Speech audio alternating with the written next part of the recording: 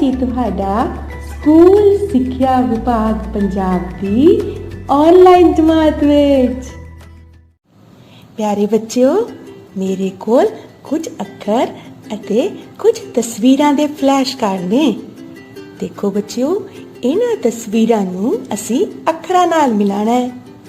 ये देखो बच्चों, ये किसदी तस्वीर है? गाजर दी। तो गाजर दी तस्वीर नूं असीं किहड़े अखर नाल मिलावांगे जी?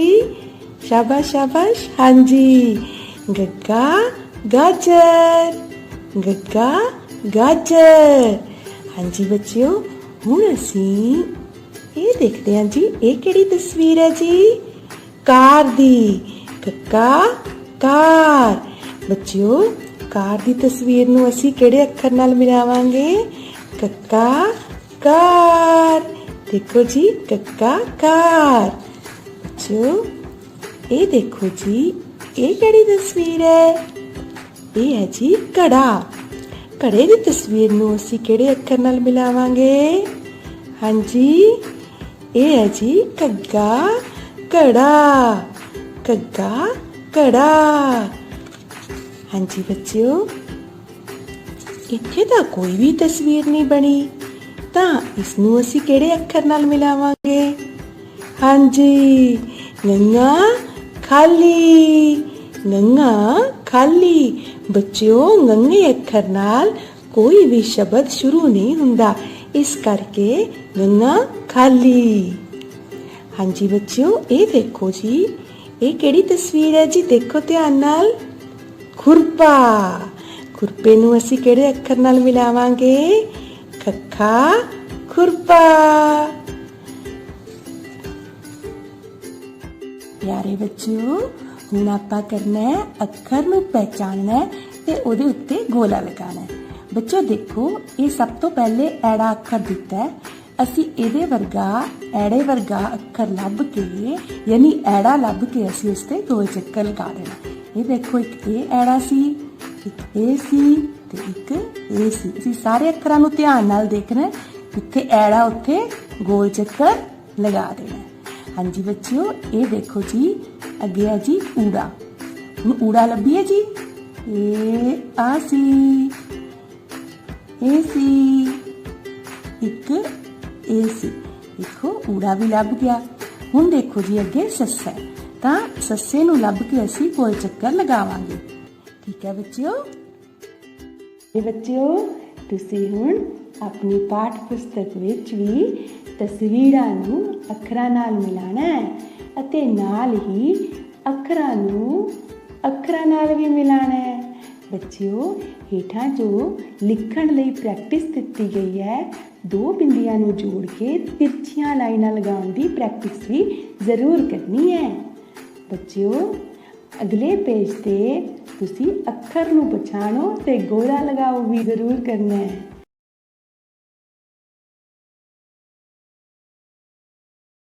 स्टेज ते दिखेगा जो वध जां घट दसांगे ओ, वध जां घट दसांगे ओ।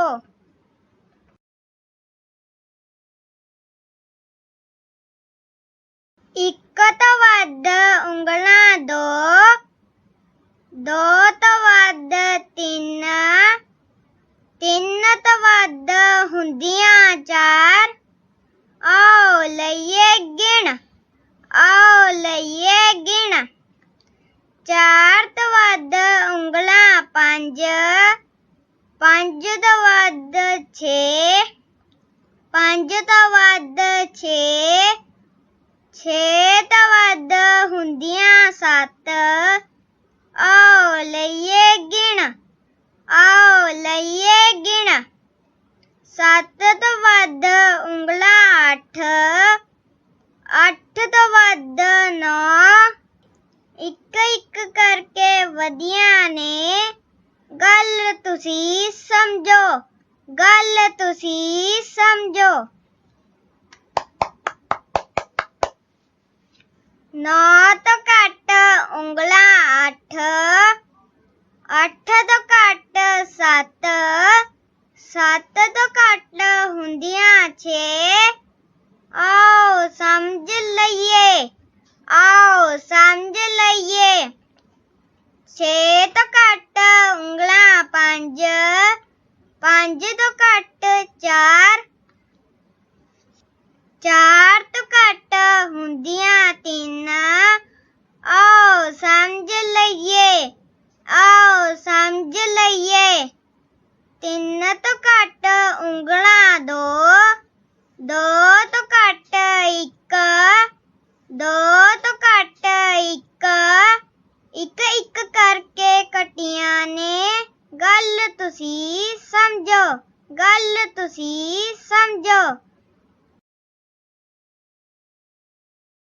ਇੱਕ ਤੋਂ ਵੱਧ ਬਿੰਦੀਆਂ 2 2 ਤੋਂ ਵੱਧ 3 3 ਤੋਂ ਵੱਧ ਹੁੰਦੀਆਂ 4 ਆਓ ਲਈਏ ਗਿਣ 4 ਤੋਂ ਵੱਧ ਬਿੰਦੀਆਂ 5 5 ਤੋਂ ਵੱਧ 6 6 ਤੋਂ ਵੱਧ ਹੁੰਦੀਆਂ 7 ਆਓ ਲਈਏ ਗਿਣ 7 ਤੋਂ ਵੱਧ ਬਿੰਦੀਆਂ 8 8 ਤੋਂ ਵੱਧ 9 ਇੱਕ ਇੱਕ ਕਰਕੇ ਵਧੀਆਂ ਨੇ ਗੱਲ ਤੁਸੀਂ ਸਮਝੋ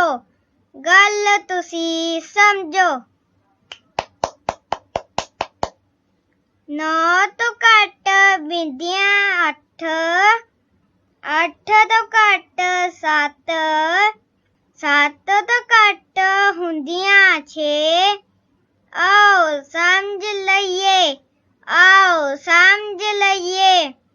6 ਤੋਂ ਘੱਟ ਬਿੰਦੀਆਂ 5 5 ਤੋਂ ਘੱਟ 4 4 ਤੋਂ ਘੱਟ ਹੁੰਦੀਆਂ 3 ਆਓ ਸਮਝ ਲਈਏ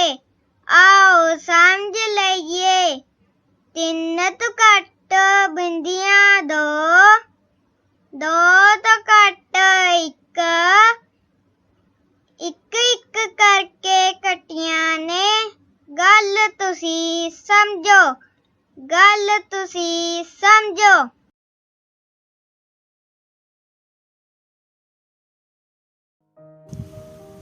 Hello children, let's learn English. Today we are going to learn sound of the letters. Children, we have already learned A, B, B, C, K, D, D. And today we are going to learn sound of next 4 letters. Let's start. E, elephant. E, elbow. E, egg. F, fan. F, fox. F, fish. G, grapes. G, girl. G, goat. H,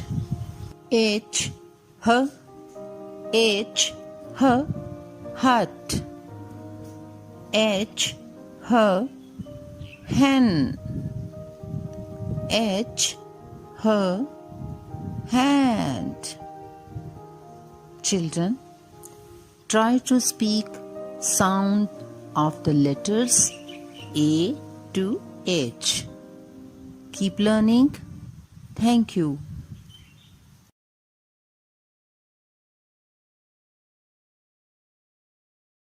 ਜਮਾਤ ਦੂਜੀ ਵਿਸ਼ਾ ਪੰਜਾਬੀ। ਪਿਆਰੇ ਪਿਆਰੇ ਬੱਚਿਆਂ ਨੂੰ ਮੇਰੀ ਪਿਆਰ ਭਰੀ ਸਤਿ ਸ਼੍ਰੀ ਅਕਾਲ। ਬੱਚਿਓ, ਕੱਲ ਤੁਸੀਂ ਦੁਲੈਂਕੜ ਮਾਤਰਾ ਦੇ ਸ਼ਬਦਾਂ ਦਾ ਅਭਿਆਸ ਕੀਤਾ ਸੀ। ਆਓ ਉਹਨਾਂ ਸ਼ਬਦਾਂ ਦੀ ਦੁਹਰਾਈ ਕਰਦੇ ਹਾਂ। ਦੂਰ, ਦੂਰ। ਰੂਪ, ਰੂਪ। ਚੂਰੀ, ਚੂਰੀ। ਦੂਜੀ, ਦੂਜੀ। ਆਲੂ, ਆਲੂ। ਭਾਲੂ, ਭਾਲੂ। ਤੂੜੀ, ਤੂੜੀ। ਚਾਕੂ, ਚਾਕੂ। ਸ਼ਾਬਾਸ਼ ਬੱਚਿਓ, ਤੁਸੀਂ ਬਹੁਤ ਵਧੀਆ ਪੜ੍ਹਿਆ। ਆਓ ਹੁਣ ਪੰਨਾ ਨੰਬਰ 13 ਤੇ ਦਿੱਤੇ ਗਏ ਕੁਝ ਹੋਰ ਦੁਲੈਂਕੜ ਮਾਤਰਾ ਦੇ ਸ਼ਬਦਾਂ ਨੂੰ ਪੜ੍ਹਦੇ ਹਾਂ। ਸੂਰਜ, ਸੂਰਜ। ਸੂਰਜ ਚਮਕ ਰਿਹਾ ਹੈ। ਪੂਰਬ, ਪੂਰਬ। ਪੂਰਬ ਦਿਸ਼ਾ। ਬੱਚਿਓ, ਉਹ ਦਿਸ਼ਾ ਜਿਸ ਪਾਸਿਓ ਸੂਰਜ ਚੜ੍ਹਦਾ ਹੈ। ਚੂਰਨ, ਚੂਰਨ। ਖੱਟਾ ਮਿੱਠਾ ਚੂਰਨ। ਸੂਰਤ, ਸੂਰਤ। ਭੋਲੀ ਭਾਲੀ ਸੂਰਤ। ਖਜੂਰ, ਖਜੂਰ। ਖਜੂਰ ਦਾ ਦਰਖਤ। School, school. ਮੇਰਾ ਪਿਆਰਾ ਪਿਆਰਾ ਸਕੂਲ। ਡਮਰੂ, ਡਮਰੂ। ਮਦਾਰੀ ਦਾ ਡਮਰੂ। ਊਰਜਾ, ਊਰਜਾ। ਸਾਨੂੰ ਭੋਜਨ ਤੋਂ ਊਰਜਾ ਪ੍ਰਾਪਤ ਹੁੰਦੀ ਹੈ। ਸੂਰਮਾ, ਸੂਰਮਾ। ਬਹਾਦਰ ਸੂਰਮਾ। ਕਤੂਰਾ, ਕਤੂਰਾ। ਨਿੱਕਾ ਜਿਹਾ ਕਤੂਰਾ। ਜ਼ਰੂਰੀ, ਜ਼ਰੂਰੀ। ਤੁਹਾਡੇ ਵਾਸਤੇ ਵੀ ਜ਼ਰੂਰੀ ਚੀਜ਼ਾਂ ਜੋ ਜ਼ਰੂਰ ਹੋਣੀਆਂ ਚਾਹੀਦੀਆਂ ਹਨ। ਕੂਹਣੀ, ਕੂਣੀ। ਬਾਂਹ ਦਾ ਹਿੱਸਾ। ਹੁਣ ਬੱਚਿਓ, ਘਰ ਦਾ ਕੰਮ। ਜੋ ਸ਼ਬਦ ਅਸੀਂ ਅੱਜ ਪੰਨਾ ਨੰਬਰ 13 ਤੋਂ ਕੀਤੇ ਹਨ, ਉਹਨਾਂ ਨੂੰ ਪੜ੍ਹਨਾ ਹੈ ਅਤੇ ਸੁੰਦਰ ਲਿਖਾਈ ਦੇ ਵਿੱਚ ਆਪਣੀ ਕਾਪੀਆਂ ਦੇ ਵਿੱਚ ਲਿਖਣਾ ਹੈ। ਧੰਨਵਾਦ।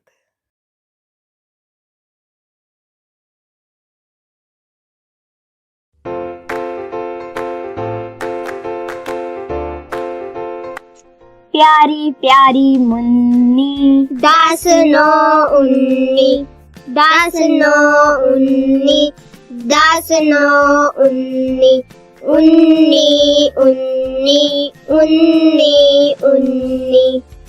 मुन्नी चले पक्षी, 20 9 29, 20 9 29, 20 9 29, 29 29 29। पक्षी फुल्लां वाली, 3 39, 3 39, 3 39, 39 39 39। मुन्नी गई गंगा, 40 49, 40 49, 40 49, 49 49 49। गंगा पै गई रात, 50 59, 50 59, 50 59, 59 59 59। गंगा दे विच पत्थर, 60 69, 60 69, 60 69, 69 69 69। मुन्नी नू मिल गई मासी, 70 79, 70 79, सत्तर नौ उनासी, उनासी उनासी उनासी उनासी। मासी दी गल मनवे, 80 9 99, 80 9 99, 80 9 99, 99 99 99 99। मासी दे पुत 93, 90 9 99, 90 9 99, 90 9 99, 99 99 99 99। 9 19 29 39 49 59 69 79 99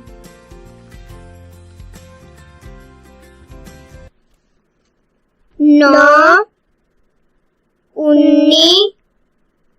9 19 29 39 49 59 69 79 99 99।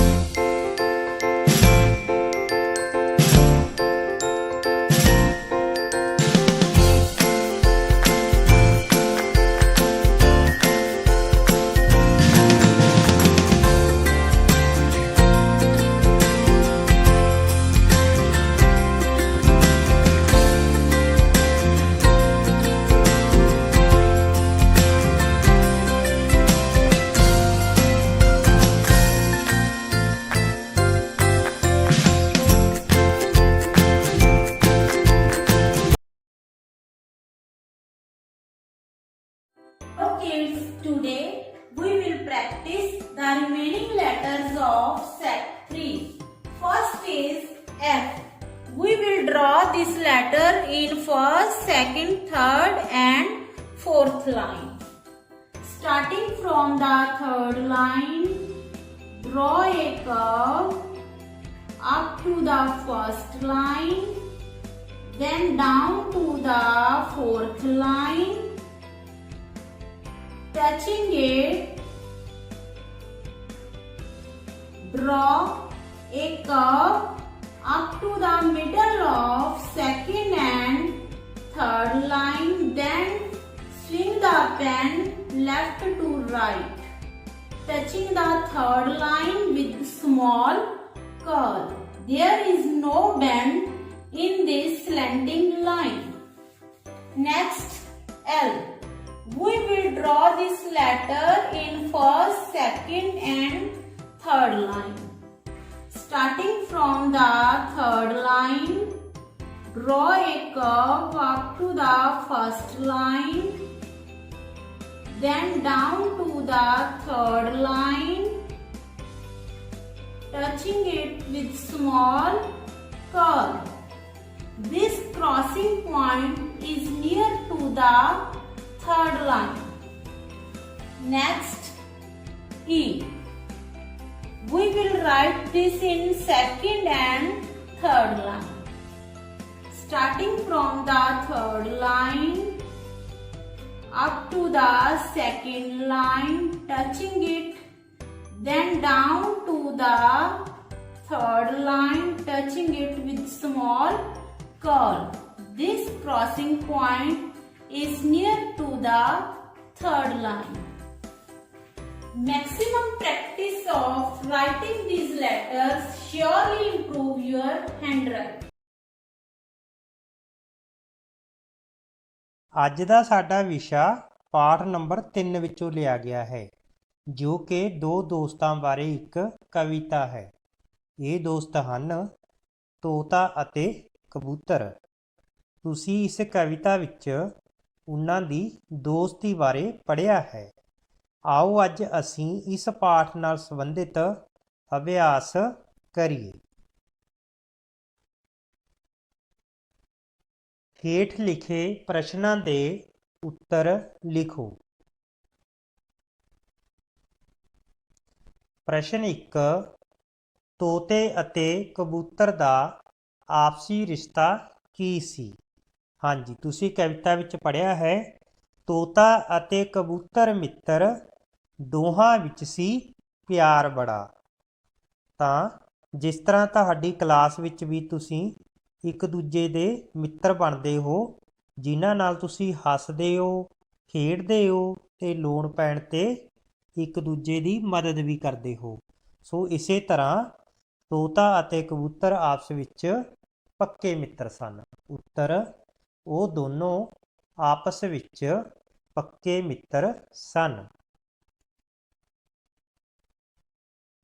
ਪ੍ਰਸ਼ਨ 2, ਤੋਤੇ ਨੇ ਕਬੂਤਰ ਨੂੰ ਕੀ ਨਸੀਹਤ ਦਿੱਤੀ? ਹਾਂਜੀ, ਜਿਸ ਤਰ੍ਹਾਂ ਤੁਸੀਂ ਕਵਿਤਾ 'ਚ ਪੜ੍ਹਿਆ ਹੈ, ਤੋਤਾ ਕਹਿੰਦਾ ਵੀਰ ਕਬੂਤਰ, ਹੁਣ ਜੇ ਜਾਵੇ ਬਿੱਲੀ ਆ, ਅੱਖਾਂ ਮੀਚ ਲਈ ਨਾ ਕਿਧਰੇ, ਨਹੀਂ ਤਾਂ ਜਾਊ ਤੈਨੂੰ ਖਾ। ਪਿਆਰੇ ਬੱਚਿਓ, ਇੱਕ ਚੰਗਾ ਮਿੱਤਰ ਹਮੇਸ਼ਾ ਦੂਜੇ ਮਿੱਤਰ ਦਾ ਭਲਾ ਸੋਚਦਾ ਹੈ ਅਤੇ ਉਸ ਨੂੰ ਚੰਗੀ ਨਸੀਹਤ ਦਿੰਦਾ ਹੈ। ਤਾਂ ਤੋਤੇ ਨੇ ਕਬੂਤਰ ਨੂੰ ਕੀ ਨਸੀਹਤ ਦਿੱਤੀ?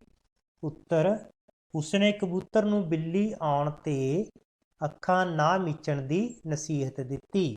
ਤਾਂ ਕੀ ਕਿਹਾ ਕਬੂਤਰ ਨੂੰ ਕਿ ਜਦੋਂ ਬਿੱਲੀ ਆ ਜਾਵੇ ਤਾਂ ਆਪਣੀਆਂ ਅੱਖਾਂ ਨਾ ਮੀਚ ਲਈ, ਭਾਵ ਆਪਣੀਆਂ ਅੱਖਾਂ ਬੰਦ ਨਾ ਕਰ ਲਈ, ਨਹੀਂ ਤਾਂ ਉਹ ਤੈਨੂੰ ਖਾ ਜਾਊਗੀ।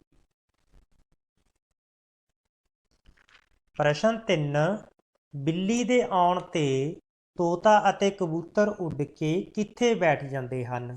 ਹਾਂਜੀ, ਕਵਿਤਾ 'ਚ ਪੜ੍ਹਿਆ ਸੀ ਅਸੀਂ, ਪਤਾ ਨਹੀਂ ਕਿੱਥੋਂ ਆ ਟਪਕੀ, ਬਿੱਲੀ ਆਪਣਾ ਦਾ ਲਗਾ, ਮਾਰ ਉਡਾਰੀ ਦੋਵੇਂ ਉੱਡ ਗਏ, ਬਹਿ ਗਏ ਉਹ ਟਾਹਲੀ 'ਤੇ ਜਾ। ਤਾਂ ਦੋਨੋਂ ਜਾਣੇ ਉੱਡ ਕੇ, ਉੱਤਰ, ਦੋਵੇਂ ਉੱਡ ਕੇ ਟਾਹਲੀ 'ਤੇ ਬੈਠ ਜਾਂਦੇ ਹਨ। ਜਿਸ ਤਰ੍ਹਾਂ ਕਿ ਤਸਵੀਰ 'ਚ ਦਿਖਾਈ ਦੇ ਰਿਹਾ ਹੈ, ਬਿੱਲੀ ਤੋਂ ਆਪਣਾ ਬਚਾਅ ਕਰਦੇ ਹੋਏ ਦੋਨੋਂ ਜਾਣੇ ਉੱਡ ਕੇ ਕਿੱਥੇ ਬੈਠ ਜਾਂਦੇ ਹਨ? ਟਾਹਲੀ 'ਤੇ ਬੈਠ ਜਾਂਦੇ ਹਨ। ਪ੍ਰਸ਼ਨ 4, ਤੋਤਾ ਅਤੇ ਕਬੂਤਰ ਬਿੱਲੀ ਨੂੰ ਕੀ ਕਹਿ ਕੇ ਚਿੜਾਉਣ ਲੱਗੇ? ਹਾਂਜੀ, ਕਵਿਤਾ 'ਚ ਕੀ ਪੜ੍ਹਿਆ ਸੀ ਅਸੀਂ? ਡੋਡੋ ਸੀਓ ਰਹੇ ਬੁਲਾ, ਬਿੱਲੀ ਨੂੰ ਸੀ ਰਹੇ ਚਿੜਾ, ਵਾਹ ਬਈ ਵਾਹ, ਵਾਹ ਬਈ ਵਾਹ, ਡੋਡੋ ਸੀਓ ਰਹੇ ਬੁਲਾ।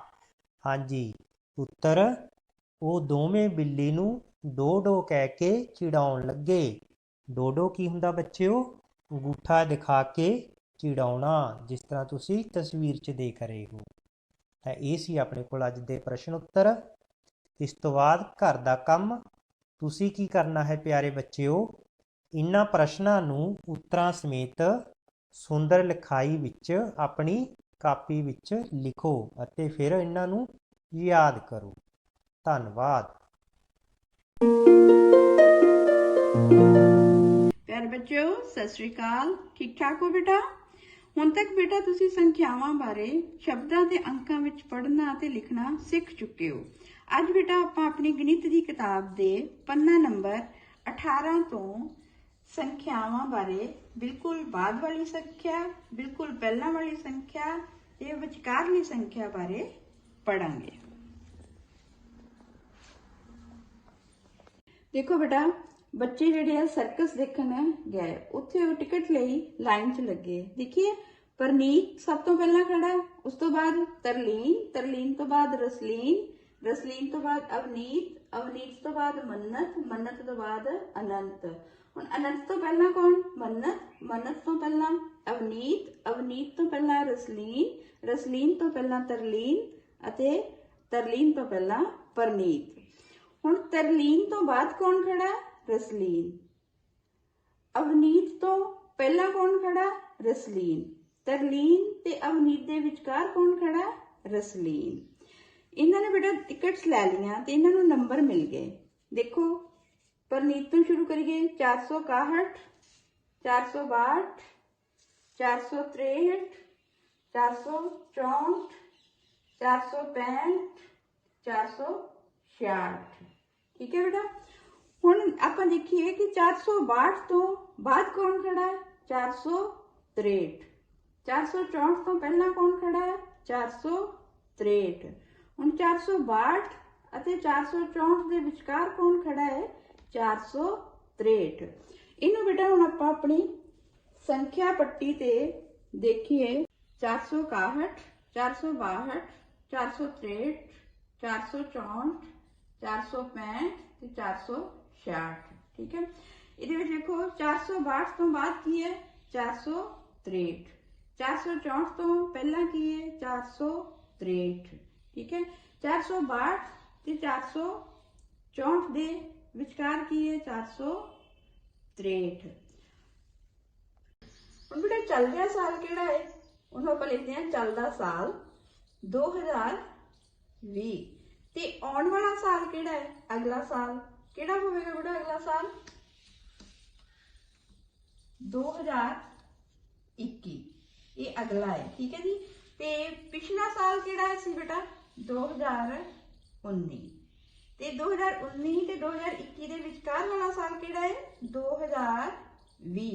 ਹੁਣ ਬੇਟਾ ਤੁਸੀਂ ਆਪਣੇ ਘਰ ਨੰਬਰ ਇਸ ਤਰ੍ਹਾਂ ਬਣਾ ਕੇ ਲਿਖ ਕੇ ਉਹਨਾਂ ਦੇ ਪਹਿਲਾਂ ਕੀ ਆ ਬਾਅਦ ਵਿੱਚ ਕੀ ਆ ਤੇ ਵਿਚਕਾਰ ਕਿਹੜੀ ਸੰਖਿਆ ਆ ਉਹਨਾਂ ਨੂੰ ਕਰਨਾ ਹੈ।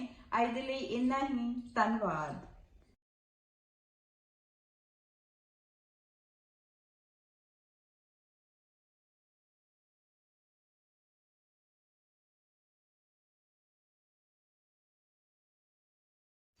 Hello kids, let's discuss about pronouns. And we will talk about these three pronouns. He, it, she. We use it for animal, bird or thing. Let's see what is pronoun. Pronoun takes place noun. बेटा pronoun है जो noun the place ले लेंदा है। See how she he it are pronouns. Okay, read first sentence. She is 7 years old. Now read it again. My sister is 7 years old. Both the sentences are same, but yes, it is pronoun. Pronoun ने किदी place ले ली है noun the. Okay, yes.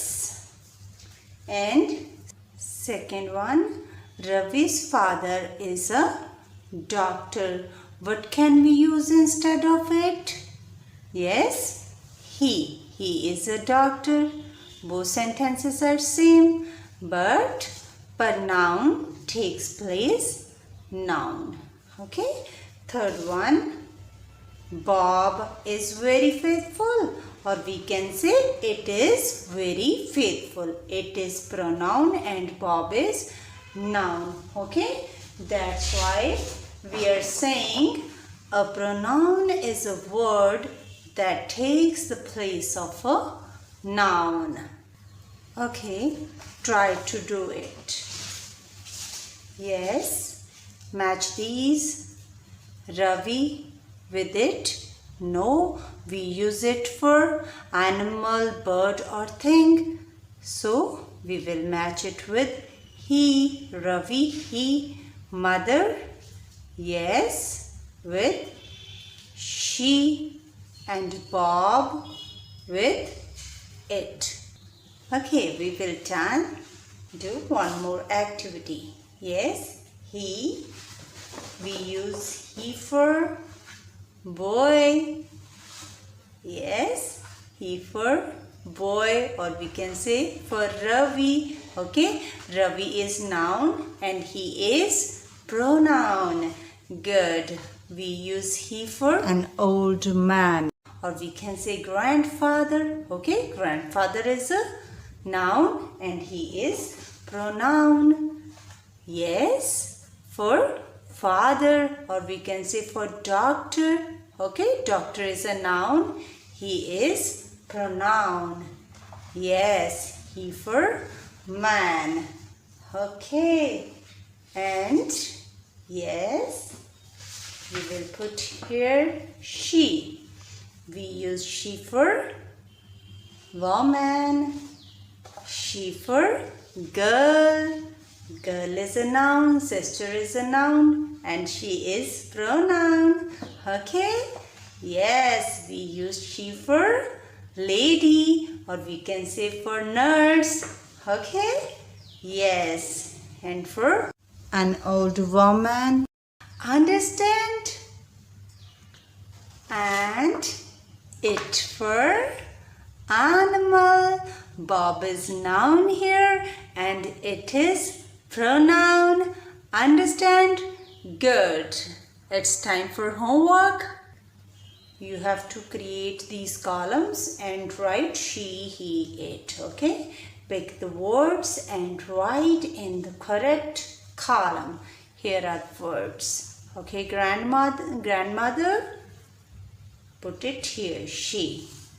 Book, book is a thing, so we will put it here. Pet, pet is an animal, so we will put it here. Brother, he. Grandfather, he. Mother, she. Doll, she. No, doll is a thing, so we will put it here. Uncle, aunt. Okay?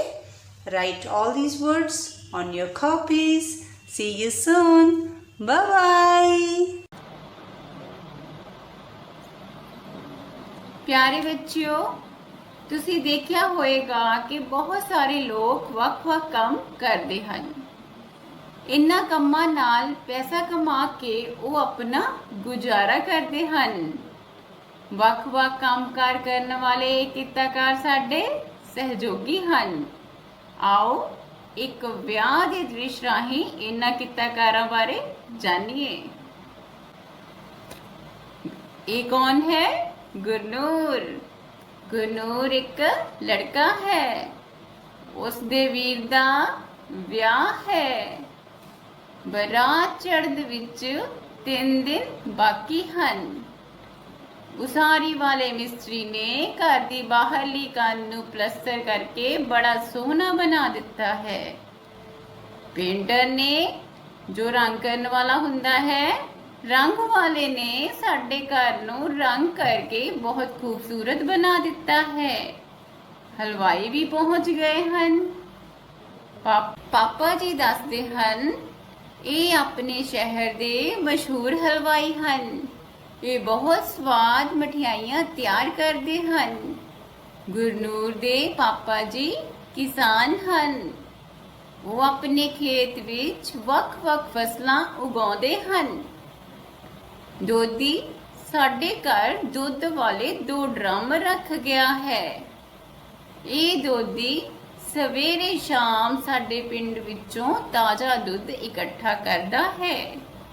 Gurnoor ਦੇ ਮਾਮਾ ਜੀ ਅਤੇ ਉਹਨਾਂ ਦਾ ਪਰਿਵਾਰ ਵੀ ਪਹੁੰਚ ਗਿਆ ਹੈ। ਗੁਰਨੂਰ ਦੇ ਮਾਮਾ ਜੀ ਡਾਕਟਰ ਹਨ। ਗੁਰਨੂਰ ਦੇ ਮਾਮੀ ਜੀ ਅਧਿਆਪਕਾ ਹਨ। ਉਹ ਆਪਣੇ ਪਿੰਡ ਦੇ ਸਕੂਲ ਵਿੱਚ ਪੜ੍ਹਾਉਂਦੇ ਹਨ। ਗੁਰਨੂਰ ਦੇ ਭੂਆ ਤੇ ਫੁੱਫੜ ਜੀ ਵੀ ਪਹੁੰਚ ਗਏ ਹਨ। ਗੁਰਨੂਰ ਦੇ ਫੁੱਫੜ ਜੀ ਇੱਕ ਦਰਜੀ ਹਨ। ਗੁਰਨੂਰ ਦੇ ਫੁੱਫੜ ਜੀ ਦਾ ਬੇਟਾ ਹਵਾਈ ਜਹਾਜ਼ ਉਡਾਉਂਦਾ ਹੈ। ਹਵਾਈ ਜਹਾਜ਼ ਉਡਾਉਣ ਵਾਲੇ ਨੂੰ ਕੀ ਕਹਿੰਦੇ ਹਨ ਬੱਚਿਓ? ਪਾਇਲਟ। ਸ਼ਾਬਾਸ਼, ਹਵਾਈ ਜਹਾਜ਼ ਉਡਾਉਣ ਵਾਲੇ ਨੂੰ ਪਾਇਲਟ ਕਹਿੰਦੇ ਹਨ। ਛੁੱਟੀ ਨਾ ਮਿਲਣ ਕਰਕੇ ਉਹ ਮੇਰੇ ਵੀਰ ਦੇ ਵਿਆਹ ਤੇ ਨਹੀਂ ਆ ਸਕਿਆ। ਆਓ ਹੁਣ ਇਸ ਪਾਠ ਵਿੱਚ ਆਏ ਕਿੱਤੇਕਾਰਾਂ ਦੇ ਨਾਂ ਬਾਰੇ ਜਾਣੀਏ। ਨੰਬਰ 1, ਮਿਸਤਰੀ। ਪਹਿਲਾ ਕਿੱਤਾਕਾਰ ਜੋ ਹੈ ਉਹ ਮਿਸਤਰੀ ਹੈ। ਮਿਸਤਰੀ ਘਰ ਬਣਾਉਂਦਾ ਹੈ। ਦੂਸਰਾ ਕਿੱਤਾਕਾਰ ਪੇਂਟਰ। ਰੰਗ ਰੋਗਨ ਕਰਨ ਵਾਲੇ ਨੂੰ ਪੇਂਟਰ ਕਹਿੰਦੇ ਹਨ। ਤੀਸਰਾ ਕਿੱਤਾਕਾਰ ਹਲਵਾਈ, ਮਠਿਆਈ ਬਣਾਉਣ ਵਾਲਾ ਹਲਵਾਈ ਹੁੰਦਾ ਹੈ। ਦੋਧੀ, ਦੁੱਧ ਵੇਚਣ ਵਾਲੇ ਨੂੰ ਦੋਧੀ ਕਹਿੰਦੇ ਹਨ। ਅਗਲਾ ਕਿੱਤਾਕਾਰ ਕਿਸਾਨ, ਖੇਤੀ ਕਰਕੇ ਜੋ ਫਸਲ ਉਗਾਉਂਦਾ ਹੈ ਉਸ ਨੂੰ ਕਿਸਾਨ ਕਹਿੰਦੇ ਹਨ। ਡਾਕਟਰ, ਡਾਕਟਰ ਮਰੀਜ਼ਾਂ ਦਾ ਇਲਾਜ ਕਰਦਾ ਹੈ। ਅਗਲਾ ਕਿੱਤਾਕਾਰ ਕੌਣ ਹੈ ਬੱਚਿਓ? ਅਧਿਆਪਕ, ਅਧਿਆਪਕ ਸਾਨੂੰ ਪੜ੍ਹਾਉਂਦੇ ਹਨ। ਦਰਜੀ, ਦਰਜੀ ਵੀ ਇੱਕ ਕਿੱਤਾਕਾਰ ਹੈ। ਦਰਜੀ ਕੀ ਕਰਦਾ ਹੈ? ਕੱਪੜਿਆਂ ਦੀ ਸਿਲਾਈ ਕਰਦਾ ਹੈ। ਪਾਇਲਟ, ਪਾਇਲਟ ਵੀ ਇੱਕ ਕਿੱਤਾਕਾਰ ਹੈ। ਪਾਇਲਟ ਕੀ ਕਰਦਾ ਹੈ ਬੱਚਿਓ? ਹਾਂਜੀ, ਪਾਇਲਟ ਜਹਾਜ਼ ਉਡਾਉਂਦਾ ਹੈ। ਸੋ ਬੱਚਿਓ, ਇਹਨਾਂ ਕਿੱਤਾਕਾਰਾਂ ਦੇ ਨਾਮ ਤੁਸੀਂ ਹੁਣ ਸਿੱਖ ਲਏ ਹਨ। ਤੁਹਾਡਾ ਜੋ ਘਰ ਦਾ ਕੰਮ ਹੈ ਉਹ ਇਹ ਹੈ ਕਿ ਤੁਸੀਂ ਇਹਨਾਂ ਕਿੱਤਾਕਾਰਾਂ ਦੇ ਨਾਮ ਆਪਣੀਆਂ ਕਾਪੀਆਂ ਤੇ ਲਿਖਣੇ ਹਨ। ਵਿਸ਼ਾ ਪੰਜਾਬੀ, ਜਮਾਤ ਚੌਥੀ, ਕੋਮਲ ਸਿੰਘ ਵੱਲੋਂ ਲਿਖੀ ਹੋਈ ਜੀਵਨੀ ਹੈ ਬਾਲ ਸੁਖਦੇਵ। ਪਿਆਰੇ ਬੱਚਿਓ, ਇਸ ਜੀਵਨੀ ਨੂੰ ਆਪਾਂ ਸਾਰੇ ਮਿਲ ਕੇ ਪੜ੍ਹਾਂਗੇ।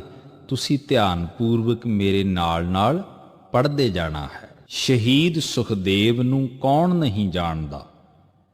ਉਸ ਦਾ ਨਾਂ ਆਜ਼ਾਦੀ ਦੀ ਲੜਾਈ 'ਚ ਹਿੱਸਾ ਲੈਣ ਵਾਲਿਆਂ ਦੀ ਪਹਿਲੀ ਕਤਾਰ ਵਿੱਚ ਲਿਆ ਜਾਂਦਾ ਹੈ।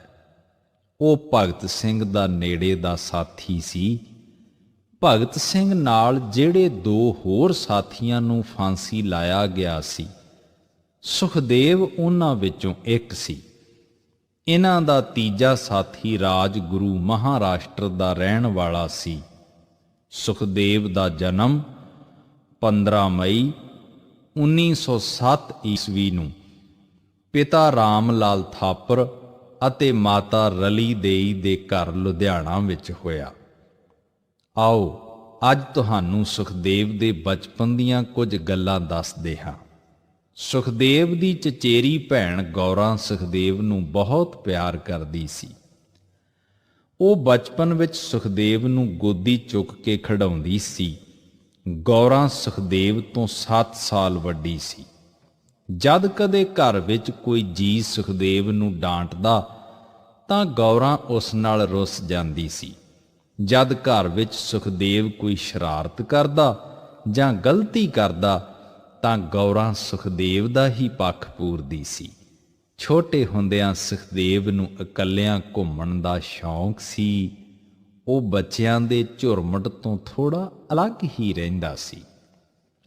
ਸੁਖਦੇਵ ਦੇ ਬਚਪਨ ਦੇ ਦਿਨਾਂ ਵਿੱਚ ਇਹਨਾਂ ਦੇ ਘਰ ਰਹੀਮਣ ਨਾਂ ਦੀ ਇੱਕ ਔਰਤ ਕੰਮ ਕਰਿਆ ਕਰਦੀ ਸੀ। ਰਹੀਮਣ ਮਾਤਾ ਰਲੀ ਦੇਈ ਦਾ ਰਸੋਈ ਦੇ ਕੰਮ-ਕਾਜ ਵਿੱਚ ਹੱਥ ਵਟਾਉਂਦੀ ਅਤੇ ਨਾਲ ਬੱਚਿਆਂ ਦੀ ਦੇਖਭਾਲ ਵੀ ਕਰਦੀ। ਜਦੋਂ ਸੁਖਦੇਵ ਸਕੂਲ ਜਾਣ ਲੱਗ ਪਿਆ ਤਾਂ ਰਹੀਮਣ ਵੀ ਕਦੇ-ਕਦੇ ਸੁਖਦੇਵ ਨੂੰ ਤਿਆਰ ਕਰਕੇ ਸਕੂਲ ਭੇਜਦੀ। ਉਸ ਦੇ ਬਸਤੇ ਵਿੱਚ ਰੋਟੀ ਬੰਨ੍ਹ ਕੇ ਪਾਉਂਦੀ। ਰਹੀਮਣ ਸੁਖਦੇਵ ਨੂੰ ਬਹੁਤ ਪਿਆਰ ਕਰਦੀ। ਸੁਖਦੇਵ ਵੀ ਉਸ ਨੂੰ ਰਹੀਮਣ ਚਾਚੀ ਕਹਿ ਕੇ ਆਵਾਜ਼ ਮਾਰਦਾ। ਘਰ ਵਿੱਚ ਸੁਖਦੇਵ ਨੂੰ ਬਹੁਤ ਸਾਰਾ ਪਿਆਰ ਮਿਲਣ ਕਰਕੇ ਉਹ ਸ਼ੁਰੂ ਤੋਂ ਥੋੜਾ ਵੱਖਰੀ ਤਰ੍ਹਾਂ ਦਾ ਜ਼ਿੱਦੀ ਬਾਲਕ ਸੀ। ਕਈ ਵਾਰ ਸੁਖਦੇਵ ਰੋ ਧੋ ਕੇ ਵੀ ਆਪਣੀ ਜ਼ਿੱਦ ਪੂਰੀ ਕਰ ਲੈਂਦਾ ਸੀ। ਜੇ ਕਦੇ ਕਿਸੇ ਗੱਲ ਤੇ ਰੋਣ ਲੱਗ ਪੈਂਦਾ ਤਾਂ ਲਗਾਤਾਰ ਰੋਂਦਾ ਹੀ ਰਹਿੰਦਾ। ਬਚਪਨ ਦੇ ਇਹਨਾਂ ਸਾਲਾਂ ਵਿੱਚ ਤਾਂ ਉਸ ਦਾ ਸੁਭਾਅ ਚਿੜਚਿੜਾ ਵੀ ਬਣ ਗਿਆ ਸੀ। ਛੋਟੇ ਹੁੰਦਿਆਂ ਸੁਖਦੇਵ ਇੱਕ ਵਾਰ ਲਾਇਲਪੁਰ 'ਚ ਆਪਣੇ ਘਰ ਦੇ ਨੇੜੇ ਬੱਚਿਆਂ ਨਾਲ ਖੇਡ ਰਿਹਾ ਸੀ। ਖੇਡਦਿਆਂ ਹੋਇਆਂ ਇੱਕ ਬੱਚਾ ਨੇੜੇ ਦੇ ਇੱਕ ਖੂਹ ਵਿੱਚ ਡਿੱਗ ਪਿਆ।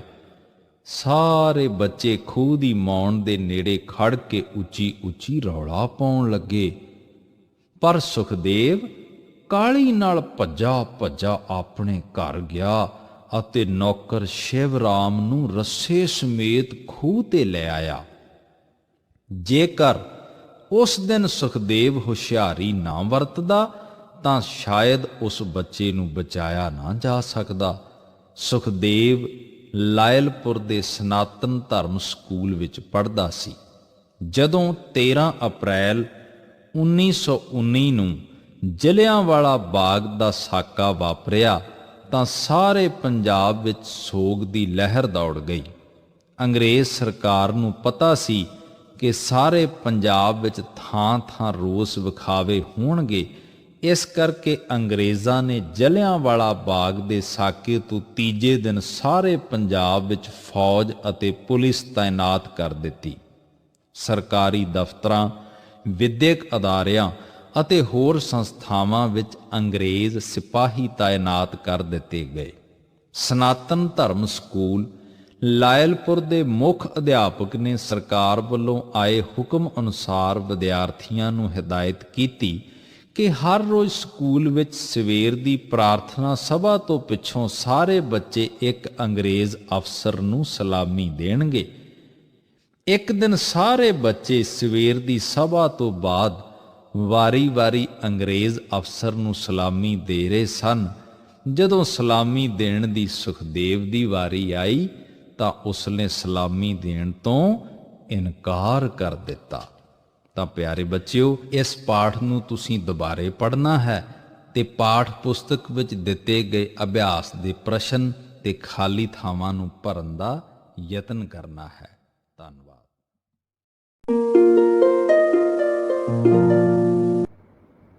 ਪਿਆਰੇ ਬੱਚਿਓ, ਸਤਿ ਸ਼੍ਰੀ ਅਕਾਲ।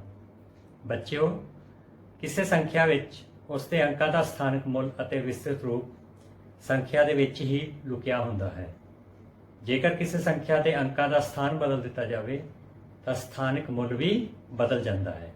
ਆਓ ਅੱਜ ਆਪਾਂ ਇਸ ਬਾਰੇ ਜਾਣਦੇ ਹਾਂ। ਬੱਚਿਓ, ਸਾਡੇ ਕੋਲ ਸੰਖਿਆ ਹੈ 2799। ਇਸ ਨੂੰ ਮਾਨ ਕਾਰਡ ਰਾਹੀਂ ਦੇਖਦੇ ਹਾਂ। 2799 ਸੰਖਿਆ 2799 ਦੇ ਵਿੱਚ ਇਕਾਈ ਵਾਲੇ ਸਥਾਨ ਤੇ ਅੰਕ 9 ਹੈ, ਦਹਾਈ ਵਾਲੇ ਸਥਾਨ ਤੇ ਅੰਕ 8 ਹੈ, ਸੈਂਕੜੇ ਵਾਲੇ ਸਥਾਨ ਤੇ ਅੰਕ 7 ਹੈ ਅਤੇ ਹਜ਼ਾਰ ਵਾਲੇ ਸਥਾਨ ਤੇ ਅੰਕ 2 ਹੈ। ਆਓ ਹੁਣ ਆਪਾਂ ਸੰਖਿਆ 2799 ਦੇ ਵਿੱਚ ਇਹਨਾਂ ਦੇ ਅੰਕਾਂ ਦਾ ਸਥਾਨਕ ਮੁੱਲ ਦੇਖਦੇ ਹਾਂ। ਸਾਡੇ ਕੋਲ ਇਕਾਈ ਦੇ ਸਥਾਨ ਤੇ ਅੰਕ 9 ਹੈ, ਤਾਂ ਇਸ ਦਾ ਮਤਲਬ 9 ਇਕਾਈਆਂ, ਤਾਂ ਇਸ ਦਾ ਸਥਾਨਕ ਮੁੱਲ ਆਪਣੇ ਕੋਲ ਆ ਗਿਆ 9। ਸਾਡੇ ਕੋਲ ਦਹਾਈ ਵਾਲੇ ਸਥਾਨ ਤੇ ਅੰਕ 8 ਹੈ, ਤਾਂ ਇਸ ਦਾ ਮਤਲਬ 8 ਦਹਾਈਆਂ, ਤੇ ਇਸ ਦਾ ਸਥਾਨਕ ਮੁੱਲ ਆਪਣੇ ਕੋਲ 80 ਹੋ ਗਿਆ। ਸਾਡੇ ਕੋਲ ਸੈਂਕੜਾ ਵਾਲੇ ਸਥਾਨ ਤੇ ਅੰਕ 7 ਹੈ, 7 ਸੈਂਕੜੇ ਦਾ ਮਤਲਬ 700, ਤਾਂ 7 ਦਾ ਸਥਾਨਕ ਮੁੱਲ ਆਪਣੇ ਕੋਲ 700 ਆ ਗਿਆ। ਸਾਡੇ ਕੋਲ ਹਜ਼ਾਰ ਵਾਲੇ ਸਥਾਨ ਦੇ ਉੱਪਰ ਅੰਕ 2 ਹੈ, ਤਾਂ ਉਸ ਦਾ ਮੁੱਲ 2000 ਹੋ ਗਿਆ। ਬੱਚੇ, ਜੇਕਰ ਕਿਸੇ ਸੰਖਿਆ ਦੇ ਵਿੱਚ ਉਸ ਦੇ ਅੰਕਾਂ ਦਾ ਸਥਾਨ ਬਦਲ ਜਾਵੇ ਤਾਂ ਦੇਖੀਏ ਕੀ ਹੁੰਦਾ ਹੈ। ਹੁਣ ਦਹਾਈ ਵਾਲੇ 8 ਨੂੰ ਆਪਾਂ ਸੈਂਕੜੇ ਵਾਲੇ 7 ਦੇ ਨਾਲ ਬਦਲਦੇ ਹਾਂ। ਤਾਂ ਜਦੋਂ ਆਪਾਂ ਇਸ ਨੂੰ ਬਦਲਿਆ ਤਾਂ ਸਾਡੇ ਕੋਲ ਇੱਕ ਸੰਖਿਆ ਬਣ ਗਈ 2879। 2879 ਨੂੰ ਅਸੀਂ ਮਾਨ ਕਾਰਡ ਤੇ ਦੇਖਦੇ ਹਾਂ। 2879 ਜਦੋਂ ਕਿਸੇ ਸੰਖਿਆ ਦੇ ਵਿੱਚ ਉਸ ਦੇ ਅੰਕਾਂ ਦਾ ਸਥਾਨ ਬਦਲ ਜਾਂਦਾ ਹੈ ਤਾਂ ਇਸ ਨਾਲ ਉਹਨਾਂ ਦਾ ਸਥਾਨਕ ਮੁੱਲ ਵੀ ਬਦਲ ਜਾਂਦਾ ਹੈ। ਸਾਡੇ ਕੋਲ ਪਹਿਲੀ ਸੰਖਿਆ ਹੈ 2799 ਅਤੇ ਦੂਸਰੀ ਸੰਖਿਆ ਹੈ 2879। ਤਾਂ ਹੁਣ ਆਪਾਂ ਦੇਖਦੇ ਹਾਂ 2799 ਦੇ ਵਿੱਚ 7 ਦਾ ਸਥਾਨ ਹੈ ਸੈਂਕੜੇ ਤੇ, ਤਾਂ 7 ਦਾ ਸਥਾਨਕ ਮੁੱਲ ਆ ਗਿਆ 700। 2879 ਦੇ ਵਿੱਚ 7 ਦਾ ਸਥਾਨ ਹੈ ਦਹਾਈ ਦੇ ਸਥਾਨ ਤੇ, ਤਾਂ ਉਸ ਦਾ ਮੁੱਲ ਹੋ ਗਿਆ 70। ਤਾਂ ਦੇਖੋ, ਜਦੋਂ ਕਿਸੇ ਸੰਖਿਆ ਦੇ ਵਿੱਚ ਕੋਈ ਅੰਕ ਆਪਣਾ ਸਥਾਨ ਬਦਲਦਾ ਹੈ ਤਾਂ ਉਸ ਦਾ ਸਥਾਨਕ ਮੁੱਲ ਵੀ ਬਦਲ ਜਾਂਦਾ ਹੈ। ਹੁਣ ਆਪਾਂ ਦੇਖਦੇ ਹਾਂ 2799 ਦੇ ਵਿੱਚ 8 ਦਾ ਸਥਾਨਕ ਮੁੱਲ, ਤਾਂ 8 ਕਿਹੜੇ ਸਥਾਨ ਤੇ ਹੈ? ਦਹਾਈ ਦੇ ਸਥਾਨ ਤੇ, ਤਾਂ ਉਸ ਦਾ ਸਥਾਨਕ ਮੁੱਲ ਆ ਗਿਆ 80। ਤੇ 2879 ਦੇ ਵਿੱਚ 8 ਦਾ ਸਥਾਨਕ ਮੁੱਲ 8 ਕਿਹੜੇ ਸਥਾਨ ਤੇ ਹੈ ਸੈਂਕੜੇ ਦੇ ਸਥਾਨ ਤੇ ਤਾਂ ਉਸ ਦਾ ਸਥਾਨਕ ਮੁੱਲ 800। ਆਓ ਬੱਚਿਓ ਹੁਣ ਆਪਾਂ ਸੰਖਿਆਵਾਂ ਵਿਚਲੇ ਅੰਕਾਂ ਦੇ ਅੰਕਿਤ ਮੁੱਲ ਬਾਰੇ ਜਾਣਦੇ ਹਾਂ। ਜਦੋਂ ਕਿਸੇ ਸੰਖਿਆ ਦੇ ਵਿੱਚ ਕੋਈ ਅੰਕ ਆਪਣਾ ਸਥਾਨ ਬਦਲ ਲੈਂਦਾ ਹੈ ਤਾਂ ਅੰਕਿਤ ਮੁੱਲ ਉਹੀ ਰਹਿੰਦਾ ਹੈ। ਦੇਖਦੇ ਹਾਂ ਕਿਸ ਤਰ੍ਹਾਂ। ਸਾਡੇ ਕੋਲ ਦੋ ਸੰਖਿਆਵਾਂ ਹਨ। ਸਾਡੇ ਕੋਲ ਪਹਿਲੀ ਸੰਖਿਆ ਹੈ 2799 ਅਤੇ ਦੂਸਰੀ ਸੰਖਿਆ ਹੈ 2879। ਅਸੀਂ ਦੇਖਦੇ ਹਾਂ ਕਿ 2799 ਦੇ ਵਿੱਚ 7 ਦਾ ਅੰਕਿਤ ਮੁੱਲ 7 ਹੈ ਅਤੇ 2879 ਦੇ ਵਿੱਚ 7 ਦਾ ਅੰਕਿਤ ਮੁੱਲ 7 ਹੈ। ਫਿਰ ਆਪਾਂ ਦੇਖਦੇ ਹਾਂ ਪਹਿਲੀ ਸੰਖਿਆ 2799 ਦੇ ਵਿੱਚ 8 ਦਾ ਅੰਕਿਤ ਮੁੱਲ 8 ਹੈ ਤੇ 2879 ਦੇ ਵਿੱਚ 8 ਦਾ ਅੰਕਿਤ ਮੁੱਲ 8 ਹੈ। ਇਸ ਤਰ੍ਹਾਂ ਅਸੀਂ ਦੇਖਿਆ ਕਿ ਜਦੋਂ ਕਿਸੇ ਸੰਖਿਆ ਦੇ ਵਿੱਚ ਅੰਕਾਂ ਦਾ ਸਥਾਨ ਬਦਲ ਜਾਂਦਾ ਹੈ ਤਾਂ ਉਹਨਾਂ ਅੰਕਾਂ ਦਾ ਅੰਕਿਤ ਮੁੱਲ ਉਹੀ ਰਹਿੰਦਾ ਹੈ। ਆਓ ਹੁਣ ਅਸੀਂ ਇਹਨਾਂ ਸੰਖਿਆਵਾਂ ਦੇ ਵਿਸਤ੍ਰਿਤ ਰੂਪ ਬਾਰੇ ਜਾਣਦੇ ਹਾਂ। ਆਓ ਅਸੀਂ 2799 ਦੇ ਵਿਸਤ੍ਰਿਤ ਰੂਪ ਨੂੰ ਦੇਖਦੇ ਹਾਂ। 2799 बराबर 2000 जमा 700 जमा 80 जमा 9। इस तरह अपनी दूसरी संख्या 2879 के विस्तृत रूप बारे देखांगे। ये किस दे बराबर आएगा 2000 जमा 800 जमा 70 जमा 9। ਬੱਚਿਓ ਘਰ ਦੇ ਕੰਮ ਦੇ ਵਿੱਚ ਤੁਸੀਂ ਕਾਗਜ਼ ਦੇ ਮਾਨ ਕਾਰਡ ਤਿਆਰ ਕਰਨੇ ਹਨ ਅਤੇ ਸਵਾਲਾਂ ਦਾ ਅਭਿਆਸ ਕਰਨਾ ਹੈ। ਪਹਿਲਾ ਸਵਾਲ ਹੈ ਹੇਠ ਲਿਖੀਆਂ ਸੰਖਿਆਵਾਂ ਵਿੱਚ ਲਕੀਰੇ ਅੰਕ ਦਾ ਸਥਾਨਕ ਮੁੱਲ ਅਤੇ ਅੰਕਿਤ ਮੁੱਲ ਲਿਖੋ, ਜਿਸ ਦੀ ਪਹਿਲੀ ਰਕਮ 6879 ਅਤੇ ਦੂਸਰੀ ਰਕਮ 5627 ਹੈ। ਸਵਾਲ ਨੰਬਰ 2 ਦੇ ਵਿੱਚ ਹੈ ਹੇਠ ਲਿਖੀਆਂ ਸੰਖਿਆਵਾਂ ਨੂੰ ਵਿਸਤ੍ਰਿਤ ਰੂਪ ਵਿੱਚ ਲਿਖੋ। ਪਹਿਲੀ ਰਕਮ ਹੈ 2356 ਅਤੇ ਦੂਸਰੀ ਰਕਮ ਹੈ 5627।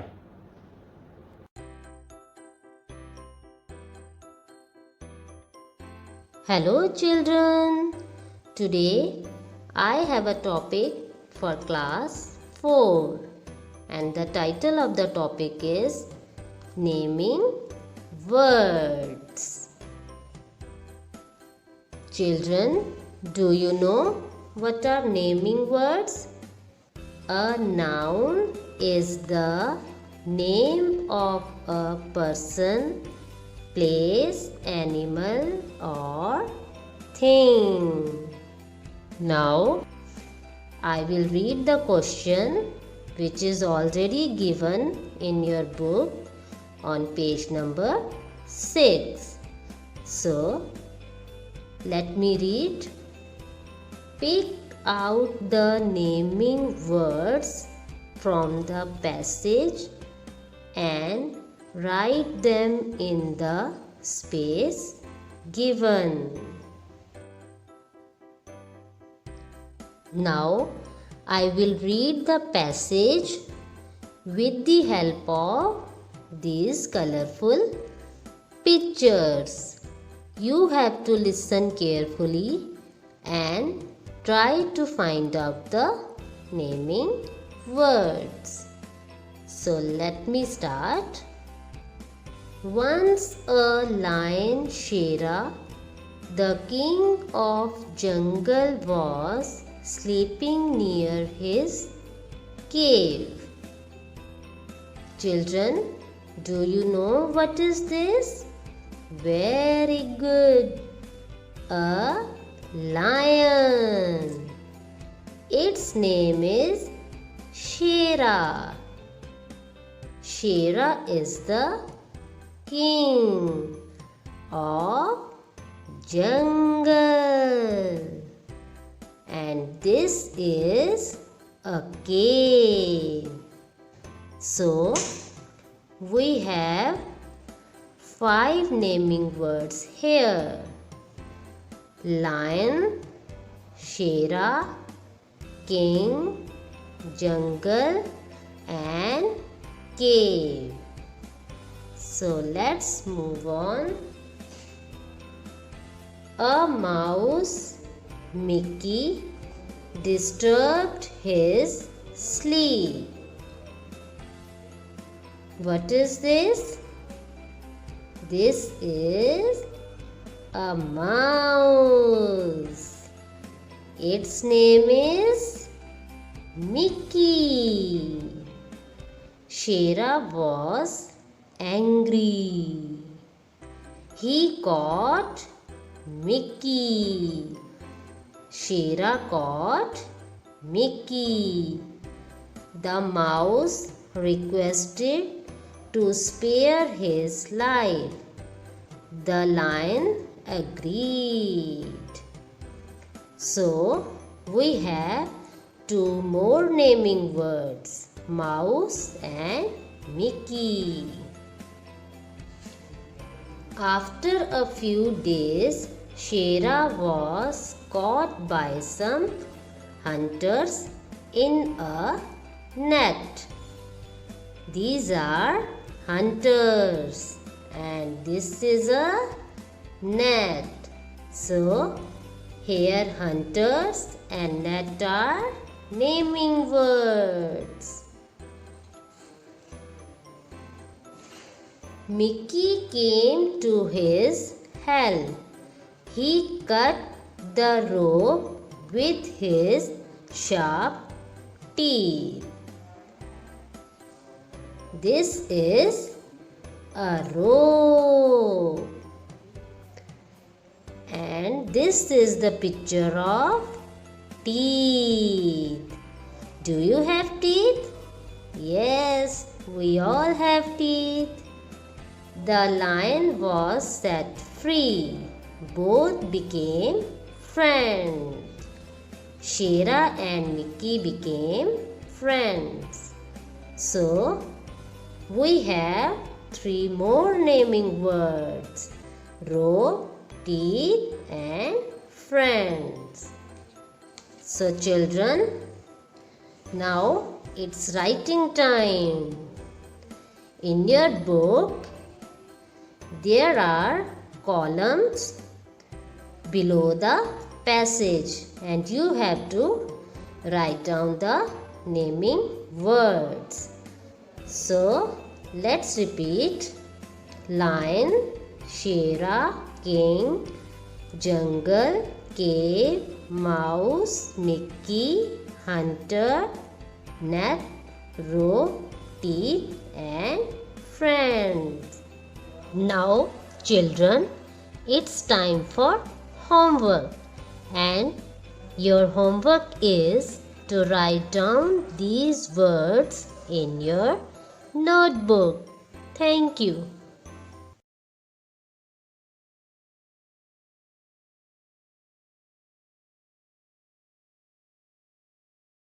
प्यारे बच्चों, देखो आज मेरे हाथ विच की है? खिडौने, कुछ सजावटी समान ਅਤੇ रंग बिरंगियां चूड़ियां। ਤੁਹਾਨੂੰ पता है ये सारा सामान मैं कित्थों खरीदिया? मैं ये सामान खरीदिया है मेले विचों। ਤਾਂ चलो ਅਸੀਂ ਅੱਜ ਪਾਠ 3 मेले ਅਤੇ ਖੇਡਾਂ ਵਿੱਚੋਂ ਮੇਲਿਆਂ ਬਾਰੇ ਜਾਣਕਾਰੀ ਪ੍ਰਾਪਤ ਕਰਦੇ ਹਾਂ। ਪੰਜਾਬ ਦੇ ਪ੍ਰਸਿੱਧ ਮੇਲੇ। ਆਓ ਬੱਚਿਓ ਹੁਣ ਪੰਜਾਬ ਦੇ ਪ੍ਰਸਿੱਧ ਮੇਲਿਆਂ ਦੀ ਗੱਲ ਕਰਦੇ ਹਾਂ। ਸਭ ਤੋਂ ਪਹਿਲਾਂ ਅਸੀਂ ਗੱਲ ਕਰਦੇ ਹਾਂ ਕਪੂਰਥਲਾ ਜ਼ਿਲ੍ਹੇ ਵਿੱਚ ਲੱਗਣ ਵਾਲੇ ਬਸੰਤ ਪੰਚਮੀ ਦੇ ਮੇਲੇ ਦੀ। ਇਹ ਮੇਲਾ ਹਰ ਸਾਲ ਕਪੂਰਥਲਾ ਦੇ ਸ਼ਾਲੀਮਾਰ ਬਾਗ ਵਿੱਚ ਲੱਗਦਾ ਹੈ। ਇਸ ਮੇਲੇ ਵਿੱਚ ਚਾਰੇ ਪਾਸੇ ਰੌਣਕਾਂ ਹੀ ਰੌਣਕਾਂ ਹੁੰਦੀਆਂ ਹਨ। ਤੁਹਾਨੂੰ ਪਤਾ ਹੈ ਬੱਚਿਓ, ਇਸ ਮੇਲੇ ਨੂੰ ਲੱਗਦਿਆਂ ਤਕਰੀਬਨ 100 ਸਾਲ ਤੋਂ ਵੀ ਵੱਧ ਦਾ ਸਮਾਂ ਹੋ ਚੁੱਕਿਆ ਹੈ। ਦੇਖਿਆ ਕਿੰਨਾ ਪੁਰਾਣਾ ਮੇਲਾ ਹੈ। ਇਸ ਮੇਲੇ ਵਿੱਚ ਜਗ੍ਹਾ ਜਗ੍ਹਾ ਝੂਲੇ ਲੱਗੇ ਹੁੰਦੇ ਹਨ। ਸਰਕਸ ਲੱਗੀ ਹੁੰਦੀ ਹੈ ਅਤੇ ਮਨੋਰੰਜਨ ਦੇ ਹੋਰ ਵੀ ਕਈ ਸਾਧਨ ਮੌਜੂਦ ਹੁੰਦੇ ਹਨ। ਆਓ ਹੁਣ ਗੱਲ ਕਰਦੇ ਹਾਂ ਮਾਘੀ ਦੇ ਮੇਲੇ ਦੀ। ਮਾਘੀ ਦਾ ਮੇਲਾ ਮਾਘ ਮਹੀਨੇ ਦੀ ਸੰਗਰਾਂਦ ਨੂੰ ਸ੍ਰੀ ਮੁਕਤਸਰ ਸਾਹਿਬ ਵਿਖੇ ਬਹੁਤ ਹੀ ਧੂਮਧਾਮ ਨਾਲ ਮਨਾਇਆ ਜਾਂਦਾ ਹੈ। ਇਹ ਮੇਲਾ ਰੌਣਕਾਂ ਨਾਲ ਭਰਿਆ ਹੁੰਦਾ ਹੈ। ਇਸ ਮੇਲੇ ਵਿੱਚ ਸ਼ਰਧਾਲੂ ਪਵਿੱਤਰ ਸਰੋਵਰ ਵਿੱਚ ਇਸ਼ਨਾਨ ਕਰਦੇ ਹਨ ਅਤੇ ਮੇਲੇ ਦਾ ਆਨੰਦ ਮਾਣਦੇ ਹਨ। ਨਿਹੰਗ ਸਿੰਘ ਗੱਤਕੇ ਦੇ ਕਰਤੱਵ ਦਿਖਾਉਂਦੇ ਹਨ ਅਤੇ ਬੱਚੇ ਆਪਣੇ ਮਨੋਰੰਜਨ ਲਈ ਝੂਲਿਆਂ ਉੱਪਰ ਝੂਟੇ ਵੀ ਲੈਂਦੇ ਹਨ। ਤਰ੍ਹਾਂ ਤਰ੍ਹਾਂ ਦੀਆਂ ਮਿਠਾਈਆਂ ਦੀਆਂ ਦੁਕਾਨਾਂ ਵੀ ਸਜੀਆਂ ਹੁੰਦੀਆਂ ਹਨ। ਦੇਖੋ, ਜਿਵੇਂ ਕਿ ਇਹ ਜਲੇਬੀ ਵਾਲਾ ਜਲੇਬੀ ਪਕਾ ਰਿਹਾ ਹੈ। ਆਇਆ ਨਾ ਤੁਹਾਡੇ ਮੂੰਹ ਵਿੱਚ ਵੀ ਪਾਣੀ? ਤਰ੍ਹਾਂ ਤਰ੍ਹਾਂ ਦੇ ਖਿਡੌਣਿਆਂ ਦੀਆਂ ਦੁਕਾਨਾਂ ਵੀ ਹੁੰਦੀਆਂ ਹਨ ਅਤੇ ਰੰਗ ਬਿਰੰਗੇ ਕੱਪੜਿਆਂ ਦੀਆਂ ਦੁਕਾਨਾਂ ਵੀ ਮੇਲੇ ਵਿੱਚ ਹੁੰਦੀਆਂ ਹਨ। ਇਸ ਮੇਲੇ ਵਿੱਚ ਪੰਜਾਬ ਦੇ ਹੀ ਨਹੀਂ, ਸਗੋਂ ਪੂਰੇ ਭਾਰਤ ਦੇ ਵਪਾਰੀ ਆ ਕੇ ਆਪਣੀਆਂ ਦੁਕਾਨਾਂ ਲਗਾਉਂਦੇ ਹਨ। ਤੁਹਾਨੂੰ ਪਤਾ ਹੈ ਬੱਚਿਓ ਕਿ ਸ੍ਰੀ ਮੁਕਤਸਰ ਸਾਹਿਬ ਜੀ ਦਾ ਪਹਿਲਾ ਨਾਮ ਖਿਦਰਾਣੇ ਦੀ ਢਾਬ ਸੀ। ਮਾਘੀ ਦਾ ਮੇਲਾ ਹਰ ਸਾਲ ਜਨਵਰੀ ਮਹੀਨੇ ਵਿੱਚ 40 ਮੁਕਤਿਆਂ ਦੀ ਯਾਦ ਵਿੱਚ ਮਨਾਇਆ ਜਾਂਦਾ ਹੈ। ਹੁਣ ਤੱਕ ਤੁਸੀਂ ਬਸੰਤ ਪੰਚਮੀ ਬਾਰੇ ਵੀ ਜਾਣ ਲਿਆ ਹੈ ਤੇ ਮਾਘੀ ਦੇ ਮੇਲੇ ਬਾਰੇ ਵੀ ਜਾਣ ਚੁੱਕੇ ਹੋ। ਇਨ੍ਹਾਂ ਮੇਲਿਆਂ ਤੋਂ ਇਲਾਵਾ ਵੀ ਪੰਜਾਬ ਵਿੱਚ ਕਈ ਤਰ੍ਹਾਂ ਦੇ ਮੇਲੇ ਹਨ, ਜਿਵੇਂ ਕਿ ਦੁਸ਼ਹਿਰੇ ਦਾ ਮੇਲਾ, ਵਿਸਾਖੀ ਦਾ ਮੇਲਾ, ਛਪਾਰ ਦਾ ਮੇਲਾ, ਰੋਸ਼ਨੀ ਦਾ ਮੇਲਾ ਅਤੇ ਹੋਰ ਵੀ ਕਈ ਤਰ੍ਹਾਂ ਦੇ ਮੇਲੇ। ਪਿਆਰੇ ਬੱਚਿਓ, ਤੁਸੀਂ ਇਹਨਾਂ ਮੇਲਿਆਂ ਦੇ ਨਾਂ ਯਾਦ ਕਰਨੇ ਹਨ ਅਤੇ ਪਾਠ ਦੇ ਪ੍ਰਸ਼ਨ ਨੰਬਰ 12 ਦਿਮਾਗੀ ਕਸਰਤ ਵਿੱਚ ਇਹ ਮੇਲਿਆਂ ਦੇ ਨਾਂ ਤੁਸੀਂ ਲਿਖਣੇ ਹਨ। ਇਸ ਕੰਮ ਵਿੱਚ ਤੁਸੀਂ ਆਪਣੇ ਮਾਤਾ-ਪਿਤਾ ਜੀ ਦੀ ਮਦਦ ਲੈ ਸਕਦੇ ਹੋ। ਪਿਆਰੇ ਬੱਚਿਓ, ਅੱਜ ਅਸੀਂ ਪਾਠ 3 12 ਮਹਾ ਕਵਿਤਾ ਵਿੱਚੋਂ ਦੇਸੀ ਮਹੀਨੇ ਦੀਆਂ ਵਿਸ਼ੇਸ਼ਤਾਵਾਂ ਬਾਰੇ ਗੱਲ ਕਰਾਂਗੇ। ਪਿਆਰੇ ਬੱਚਿਓ, ਆਪਣੀਆਂ ਕਾਪੀਆਂ ਖੋਲੋ ਅਤੇ ਲਿਖਣ ਲਈ ਵੀ ਤਿਆਰ ਰਹੋ। ਜਿਹੜੀ ਗੱਲ ਤੁਹਾਨੂੰ ਦੱਸੀ ਜਾਂਦੀ ਹੈ ਉਹ ਆਪਣੀ ਕਾਪੀ ਤੇ ਨਾਲੋਂ ਨਾਲ ਲਿਖਣ ਦੀ ਕੋਸ਼ਿਸ਼ ਵੀ ਕਰਨੀ ਹੈ। ਪਹਿਲਾਂ ਅਸੀਂ ਦੇਸੀ ਮਹੀਨਿਆਂ ਦੇ ਨਾਮ ਪੜ੍ਹਦੇ ਹਾਂ। ਚੇਤ, ਵਿਸਾਖ, ਜੇਠ, ਹਾੜ, ਸਾਵਣ, ਭਾਦੋਂ, ਅੱਸੂ, ਕੱਤਕ, ਮੱਘਰ, ਪੋ, ਮਾਘ, ਫੱਗਣ। ਇੱਕ ਵਾਰ ਫਿਰ ਪੜ੍ਹਦੇ ਹਾਂ, ਮੇਰੇ ਨਾਲ ਨਾਲ ਤੁਸੀਂ ਵੀ ਬੋਲਣਾ ਹੈ। ਚੇਤ, ਵਿਸਾਖ, ਜੇਠ, ਹਾੜ, ਸਾਵਣ, ਭਾਦੋਂ, ਅੱਸੂ, ਕੱਤਕ, ਮੱਘਰ, ਪੋ, ਮਾਘ, ਫੱਗਣ। ਚਲੋ ਹੁਣ ਇੱਕ ਇੱਕ ਕਰਕੇ ਮਹੀਨੇ ਬਾਰੇ ਗੱਲ ਕਰਦੇ ਹਾਂ। ਸਭ ਤੋਂ ਪਹਿਲਾ ਮਹੀਨਾ ਸਾਡੇ ਕੋਲ ਹੈ ਚੇਤ। ਚੇਤ ਮਹੀਨਾ ਦੇਸੀ ਮਹੀਨਿਆਂ ਵਿੱਚ ਪਹਿਲਾ ਮਹੀਨਾ ਹੈ। ਇਸ ਮਹੀਨੇ ਵਿੱਚ ਕਣਕ ਦੀ ਫਸਲ ਪੱਕਣੀ ਸ਼ੁਰੂ ਹੋ ਜਾਂਦੀ ਹੈ। ਪੱਕੀ ਹੋਈ ਕਣਕ ਦਾ ਰੰਗ ਸੋਨੇ ਵਰਗਾ ਜਾਪਦਾ ਹੈ। ਦੂਜਾ ਮਹੀਨਾ ਸਾਡੇ ਕੋਲ ਹੈ ਵਿਸਾਖ ਦਾ ਮਹੀਨਾ। ਵਿਸਾਖ ਮਹੀਨੇ ਵਿੱਚ ਵਿਸਾਖੀ ਦਾ ਤਿਉਹਾਰ ਮਨਾਇਆ ਜਾਂਦਾ ਹੈ। ਅਸੀਂ ਸਾਰੇ ਵਿਸਾਖੀ ਨਹਾਉਣ ਵੀ ਜਾਂਦੇ ਹਾਂ। ਇਸ ਲਈ ਅਸੀਂ ਇਸ ਮਹੀਨੇ ਕਣਕ ਦੀ ਫਸਲ ਵੱਢ ਕੇ ਦਾਣੇ ਆਪਣੇ ਘਰਾਂ ਤੱਕ ਲਿਆਉਂਦੇ ਹਾਂ। ਤੀਜਾ ਮਹੀਨਾ ਸਾਡੇ ਕੋਲ ਹੈ ਬੱਚਿਓ ਜੇਠ ਦਾ ਮਹੀਨਾ। ਜੇਠ ਮਹੀਨੇ ਵਿੱਚ ਗਰਮ ਹਵਾਵਾਂ ਵਗਦੀਆਂ ਹਨ। ਅਸੀਂ ਆਪਣਾ ਸਿਰ ਮੂੰਹ ਢੱਕ ਕੇ ਬਾਹਰ ਜਾਣ ਸਮੇਂ ਇਹਤਿਆਤ ਵਰਤਦੇ ਹਾਂ। ਗਰਮ ਹਵਾਵਾਂ ਨੂੰ ਲੂ ਵਗਣਾ ਵੀ ਕਹਿੰਦੇ ਹਨ। ਸਾਨੂੰ ਇਹਨਾਂ ਲੂਆਂ ਤੋਂ ਬਚਣਾ ਚਾਹੀਦਾ ਹੈ। ਇਸ ਮਹੀਨੇ ਸਾਡੇ ਖੂਹਾਂ ਦਾ ਪਾਣੀ ਵੀ ਸੁੱਕ ਜਾਂਦਾ ਹੈ। ਤੇ ਚੌਥਾ ਮਹੀਨਾ ਹੁੰਦਾ ਹੈ ਬੱਚਿਓ ਹਾੜ ਦਾ ਮਹੀਨਾ। ਹਾੜ ਮਹੀਨੇ ਵਿੱਚ ਗਰਮੀ ਬਹੁਤ ਵੱਧ ਜਾਂਦੀ ਹੈ। ਗਰਮੀ ਤੋਂ ਬਚਣ ਲਈ ਸਾਨੂੰ ਘਰਾਂ ਦੇ ਅੰਦਰ ਹੀ ਰਹਿਣਾ ਪੈਂਦਾ ਹੈ। ਇਸ ਮਹੀਨੇ ਧੁੱਪ ਵਿੱਚ ਨਹੀਂ ਘੁੰਮਣਾ ਚਾਹੀਦਾ। ਪੰਜਵਾਂ ਮਹੀਨਾ ਸਾਡੇ ਕੋਲ ਹੈ ਬੱਚਿਓ ਸਾਵਣ ਦਾ ਮਹੀਨਾ, ਜੋ ਸਾਰਿਆਂ ਲਈ ਖੁਸ਼ੀ ਲੈ ਕੇ ਆਉਂਦਾ ਹੈ। ਜਾਣਦੇ ਹੋ ਇਸ ਮਹੀਨੇ ਕੀ ਹੁੰਦਾ ਹੈ? ਹਾਂ, ਬਿਲਕੁਲ ਠੀਕ। ਸਾਵਣ ਮਹੀਨੇ ਵਿੱਚ ਮੀਂਹ ਪੈਂਦੇ ਹਨ। ਅਸੀਂ ਸਾਰੇ ਮੀਂਹ ਵਿੱਚ ਭਿੱਜਣਾ ਪਸੰਦ ਕਰਦੇ ਹਾਂ। ਮੀਂਹ ਦੇ ਪਾਣੀ ਵਿੱਚ ਕਾਗਜ਼ ਦੀਆਂ ਕਿਸ਼ਤੀਆਂ ਵੀ ਚਲਾਉਣੀਆਂ ਬਹੁਤ ਚੰਗੀਆਂ ਲੱਗਦੀਆਂ ਹਨ। ਇਸ ਮਹੀਨੇ ਅੰਬ ਤੇ ਜਾਮਣ ਵਰਗੇ ਫਲ ਪੱਕਦੇ ਹਨ। 6ਵਾਂ ਮਹੀਨਾ ਹੁੰਦਾ ਹੈ ਬੱਚਿਓ ਭਾਦੋਂ ਦਾ ਮਹੀਨਾ। ਭਾਦੋਂ ਮਹੀਨੇ ਵਿੱਚ ਕਈ ਦਿਨ ਲਗਾਤਾਰ ਮੀਂਹ ਪੈਂਦਾ ਰਹਿੰਦਾ ਹੈ। ਇਸ ਲਗਾਤਾਰ ਪੈਂਦੇ ਮੀਂਹ ਨੂੰ ਝੜੀ ਲੱਗਣਾ ਵੀ ਕਹਿੰਦੇ ਹਨ। ਅਗਲਾ ਮਹੀਨਾ ਹੁੰਦਾ ਹੈ ਸਾਡੇ ਕੋਲ ਅੱਸੂ। ਅੱਸੂ ਮਹੀਨੇ ਵਿੱਚ ਮੌਸਮ ਠੀਕ ਹੁੰਦਾ ਹੈ।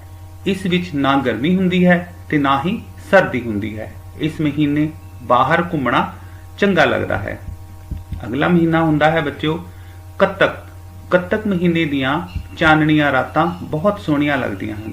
ਇਸ ਮਹੀਨੇ ਰਾਤਾਂ ਨੂੰ ਬਾਹਰ ਬੈਠ ਕੇ ਅਸਮਾਨ ਵਿੱਚ ਚੰਨ ਤੇ ਤਾਰਿਆਂ ਨੂੰ ਵੇਖਣਾ ਬਹੁਤ ਚੰਗਾ ਲੱਗਦਾ ਹੈ। ਅਗਲਾ ਮਹੀਨਾ ਹੈ ਬੱਚਿਓ ਸਾਡੇ ਕੋਲ ਮੱਘਰ। ਮੱਘਰ ਮਹੀਨੇ ਵਿੱਚ ਥੋੜੀ ਥੋੜੀ ਠੰਡ ਹੋਣ ਲੱਗਦੀ ਹੈ। ਅਸੀਂ ਕੋਟੀਆਂ ਤੇ ਸਵੈਟਰ ਪਾਉਣਾ ਸ਼ੁਰੂ ਕਰ ਦਿੰਦੇ ਹਾਂ। 10ਵਾਂ ਮਹੀਨਾ ਪੋਹ। ਪੋਹ ਮਹੀਨੇ ਵਿੱਚ ਠੰਡ ਹੋਰ ਵੱਧ ਜਾਂਦੀ ਹੈ। ਅਸੀਂ ਸ਼ਾਲ ਅਤੇ ਖੇਸੀਆਂ ਦੀ ਬੁੱਕਲ ਮਾਰਨ ਲੱਗ ਪੈਂਦੇ ਹਾਂ। ਠੰਡ ਤੋਂ ਬਚਣ ਲਈ ਧੂਣੀਆਂ ਵੀ ਲਗਾਈਆਂ ਜਾਂਦੀਆਂ ਹਨ। ਬੱਚਿਓ ਇਹ ਦੱਸੋ ਕਿਸ ਤਿਉਹਾਰ ਦੀ ਤਸਵੀਰ ਹੈ? ਬਿਲਕੁਲ ਠੀਕ ਜੀ, ਇਹ ਲੋਹੜੀ ਦੇ ਤਿਉਹਾਰ ਦੀ ਤਸਵੀਰ ਹੈ। ਇਸ ਦਾ ਮਤਲਬ ਇਹ ਹੋਇਆ ਕਿ ਪੋਹ ਦੇ ਮਹੀਨੇ ਵਿੱਚ ਲੋਹੜੀ ਵੀ ਮਨਾਈ ਜਾਂਦੀ ਹੈ। 11ਵਾਂ ਮਹੀਨਾ ਹੈ ਸਾਡੇ ਕੋਲ ਮਾਘ। ਮਾਘ ਮਹੀਨੇ ਵਿੱਚ ਧੁੱਪ ਸੇਕਣ ਨੂੰ ਜੀ ਕਰਦਾ ਹੈ। ਇਸ ਮਹੀਨੇ ਦਰਖਤਾਂ ਦੇ ਪੱਤੇ ਵੀ ਝੜਨ ਲੱਗ ਜਾਂਦੇ ਹਨ। ਇਸ ਮਹੀਨੇ ਸ੍ਰੀ ਮੁਕਤਸਰ ਸਾਹਿਬ ਵਿਖੇ ਮਾਘੀ ਦਾ ਮੇਲਾ ਵੀ ਲੱਗਦਾ ਹੈ। ਆਖਰੀ ਤੇ 12ਵਾਂ ਮਹੀਨਾ ਹੈ ਸਾਡੇ ਕੋਲ ਫੱਗਣ। ਫੱਗਣ ਮਹੀਨੇ ਵਿੱਚ ਸਾਡੇ ਚਾਰੇ ਪਾਸੇ ਫੁੱਲ ਹੀ ਫੁੱਲ ਹੁੰਦੇ ਹਨ। ਇਹ ਦੇਸੀ ਮਹੀਨਿਆਂ ਦਾ ਆਖਰੀ ਮਹੀਨਾ ਹੁੰਦਾ ਹੈ। ਇਸ ਮਹੀਨੇ ਬਸੰਤ ਵੀ ਆਉਂਦੀ ਹੈ। ਬਿਲਕੁਲ ਠੀਕ, ਬਸੰਤ ਦਾ ਨਾਮ ਲੈਂਦੇ ਹੀ ਸਾਡੇ ਧਿਆਨ ਵਿੱਚ ਪਤੰਗ ਆਉਂਦੇ ਹਨ। ਇਸ ਮਹੀਨੇ ਬੱਚੇ ਪਤੰਗ ਵੀ ਚੜਾਉਂਦੇ ਹਨ। ਤਾਂ ਇਹ ਸਨ ਬੱਚਿਓ 12 ਮਹੀਨਿਆਂ ਦੇ ਨਾਂ। ਤੇ ਆਓ ਹੁਣ ਅਸੀਂ ਘਰ ਦੇ ਕੰਮ ਵੱਲ ਜਾਂਦੇ ਹਾਂ।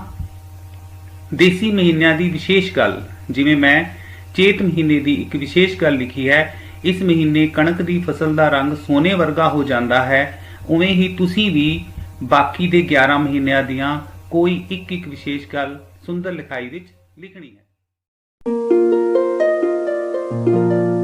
ਸਤਿ ਸ਼੍ਰੀ ਅਕਾਲ ਪਿਆਰੇ ਬੱਚਿਓ, ਇਹ ਹੈ 5ਵੀਂ ਸ਼੍ਰੇਣੀ ਦੀ ਗਣਿਤ ਦੀ ਪੁਸਤਕ ਜਿਸ ਦਾ ਨਾਮ ਹੈ ਗਣਿਤ ਦੀ ਦੁਨੀਆ। ਇਸ ਦੇ ਵਿੱਚੋਂ ਅੱਜ ਆਪਾਂ ਪੰਨਾ ਨੰਬਰ 14 ਤੋਂ ਅਭਿਆਸ 1.2 ਹੱਲ ਕਰਾਂਗੇ। ਅਭਿਆਸ 1.2 ਦਾ ਪਹਿਲਾ ਸਵਾਲ ਹੈ, ਹੇਠ ਲਿਖੀਆਂ ਸੰਖਿਆਵਾਂ ਵਿੱਚ ਲਕੀਰੇ ਅੰਕ ਦਾ ਸਥਾਨਕ ਮੁੱਲ ਲਿਖੋ। ਇਸ ਦੇ ਵਿੱਚੋਂ ਅਸੀਂ 20 ਸਵਾਲ 54588 ਨੂੰ ਹੱਲ ਕਰਾਂਗੇ। ਪਿਆਰੇ ਬੱਚਿਓ, ਸਾਡੇ ਕੋਲ ਪਹਿਲੇ ਸਵਾਲ ਦਾ 20 ਭਾਗ ਹੈ 54588। ਇਸ ਦੇ ਵਿੱਚੋਂ ਅਸੀਂ ਲਕੀਰੇ ਅੰਕ ਦਾ ਸਥਾਨਕ ਮੁੱਲ ਪਤਾ ਕਰਾਂਗੇ। ਸਥਾਨਕ ਮੁੱਲ ਸਾਰਣੀ ਤੇ ਸਾਡੇ ਕੋਲ ਇਕਾਈ ਦੇ ਸਥਾਨ ਤੇ ਹੈ 8, ਦਹਾਈ ਦੇ ਸਥਾਨ ਤੇ ਹੈ 8, ਸੈਂਕੜੇ ਦੇ ਸਥਾਨ ਤੇ ਹੈ ਸਾਡੇ ਕੋਲ 5, ਹਜ਼ਾਰ ਦੇ ਸਥਾਨ ਤੇ ਹੈ 4 ਤੇ 10,000 ਦੇ ਸਥਾਨ ਤੇ 5। ਪਿਆਰੇ ਬੱਚਿਓ, ਇਹਦੇ ਵਿੱਚੋਂ ਅਸੀਂ 4 ਦਾ ਸਥਾਨਕ ਮੁੱਲ ਪਤਾ ਕਰਾਂਗੇ। ਇਕਾਈ ਦੇ ਲਈ ਅਸੀਂ 1 ਰੁਪਏ ਦੇ ਨੋਟਾਂ ਦੀ ਵਰਤੋਂ ਕਰਦੇ ਹਾਂ। ਦਹਾਈ ਦੇ ਲਈ ਅਸੀਂ 10 ਰੁਪਏ ਦੇ ਨੋਟ ਦੀ ਵਰਤੋਂ ਕਰਦੇ ਹਾਂ। ਸੈਂਕੜਾ ਹੋਏ ਤਾਂ ਅਸੀਂ 100 ਦੇ ਨੋਟਾਂ ਦੀ ਵਰਤੋਂ ਕਰਦੇ ਹਾਂ। ਹਜ਼ਾਰ ਦੇ ਸਥਾਨ ਤੇ ਅਸੀਂ 1000 ਰੁਪਏ ਦੇ ਨੋਟ ਦੀ ਵਰਤੋਂ ਕਰਦੇ ਹਾਂ। 10,000 ਦੇ ਲਈ ਅਸੀਂ 10,000 ਦੇ ਨੋਟ ਦੀ ਵਰਤੋਂ ਕਰਦੇ ਹਾਂ। ਪਿਆਰੇ ਬੱਚਿਓ, ਸਾਡੇ ਕੋਲ ਹਜ਼ਾਰ ਦੇ ਸਥਾਨ ਤੇ ਹੈ 4 ਤੇ ਅਸੀਂ ਦੇਖਦੇ ਹਾਂ ਕਿ ਅਸੀਂ ਹਜ਼ਾਰ ਦੇ ਸਥਾਨ ਤੇ ਜੇ 4 ਹੈ ਤਾਂ ਅਸੀਂ ਹਜ਼ਾਰ ਦੇ 4 ਨੋਟਾਂ ਦੀ ਵਰਤੋਂ ਕਰਾਂਗੇ। ਤੇ ਸਾਡੇ ਕੋਲ 1000, 2000, 3000, 4000। ਤਾਂ ਸਾਡੇ ਕੋਲ ਇੱਥੇ 4 ਦਾ ਜੋ ਸਥਾਨਕ ਮੁੱਲ ਹੈ ਉਹ ਹੈ 4000। ਇਸ ਨੂੰ ਅਸੀਂ ਮਾਨ ਕਾਰਡ ਰਾਹੀਂ ਦੇਖਦੇ ਹਾਂ ਤੇ 4 ਦਾ ਸਥਾਨਕ ਮੁੱਲ 4000। ਪਿਆਰੇ ਬੱਚਿਓ, ਕਾਪੀਆਂ ਤੇ ਤੁਸੀਂ ਸਵਾਲ ਨੂੰ ਇਸ ਤਰ੍ਹਾਂ ਹੱਲ ਕਰਨਾ ਹੈ। ਸਭ ਤੋਂ ਪਹਿਲਾਂ ਰਕਮ ਨੂੰ ਲਿਖਣਾ ਹੈ। ਹੇਠ ਲਿਖੀਆਂ ਸੰਖਿਆਵਾਂ ਵਿੱਚ ਲਕੀਰੇ ਅੰਕ ਦਾ ਸਥਾਨਕ ਮੁੱਲ ਲਿਖੋ। ਸਭ ਤੋਂ ਪਹਿਲਾਂ ਤੁਸੀਂ ਸਵਾਲ ਨੂੰ ਉਤਾਰਨਾ ਹੈ 54588, ਫਿਰ ਉਸ ਨੂੰ ਇਸ ਤਰ੍ਹਾਂ ਹੱਲ ਕਰਨਾ ਹੈ।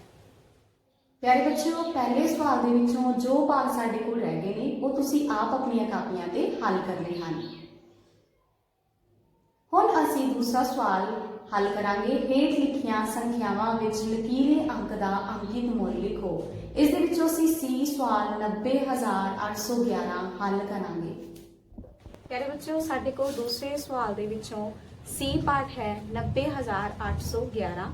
ਇਸ ਵਿੱਚੋਂ ਅਸੀਂ ਲਕੀਰੇ ਅੰਕ ਦਾ ਅੰਕਿਤ ਮੁੱਲ ਪਤਾ ਕਰਾਂਗੇ ਜੋ ਕਿ ਹੈ 8। 8 ਅੰਕਿਤ ਮੁੱਲ 8 ਦਾ ਅੰਕਿਤ ਮੁੱਲ 8 ਹੀ ਹੋਵੇਗਾ ਕਿਉਂਕਿ ਅੰਕਿਤ ਮੁੱਲ ਕਿਸੇ ਵੀ ਅੰਕ ਦਾ ਉਸ ਸ਼ਕਲ ਦੇ ਸਮਾਨ ਹੀ ਹੁੰਦਾ ਹੈ। ਇਸ ਕਰਕੇ 8 ਦਾ ਅੰਕਿਤ ਮੁੱਲ ਹੈ 8। ਪਿਆਰੇ ਬੱਚਿਓ, ਕਾਪੀਆਂ ਤੇ ਤੁਸੀਂ ਇਸ ਸਵਾਲ ਨੂੰ ਇਸ ਤਰ੍ਹਾਂ ਲਿਖਣਾ ਹੈ। ਹੇਠ ਲਿਖੀਆਂ ਸੰਖਿਆਵਾਂ ਵਿੱਚ ਲਕੀਰੇ ਅੰਕ ਦਾ ਅੰਕਿਤ ਮੁੱਲ ਲਿਖੋ। ਸੀ ਸਵਾਲ ਨੂੰ ਤੁਸੀਂ ਲਿਖਣਾ ਹੈ 90811 ਤੇ ਫਿਰ ਉਸ ਨੂੰ ਇਸ ਤਰ੍ਹਾਂ ਹੱਲ ਕਰਨਾ ਹੈ।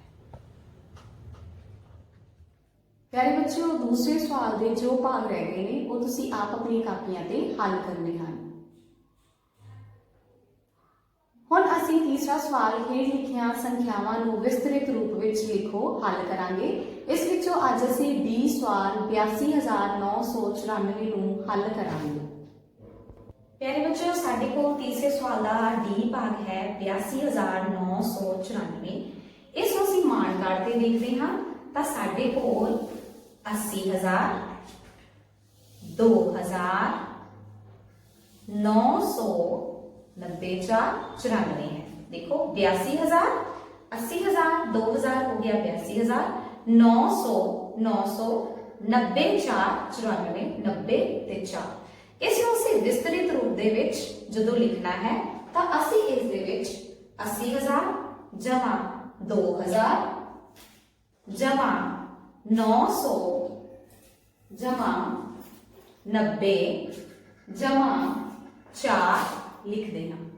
ਪਿਆਰੇ ਬੱਚਿਓ, ਸੰਖਿਆ ਦਾ ਵਿਸਤ੍ਰਿਤ ਰੂਪ ਸੰਖਿਆ ਦੇ ਵਿੱਚ ਹੀ ਲੁਕਿਆ ਹੋਇਆ ਹੈ।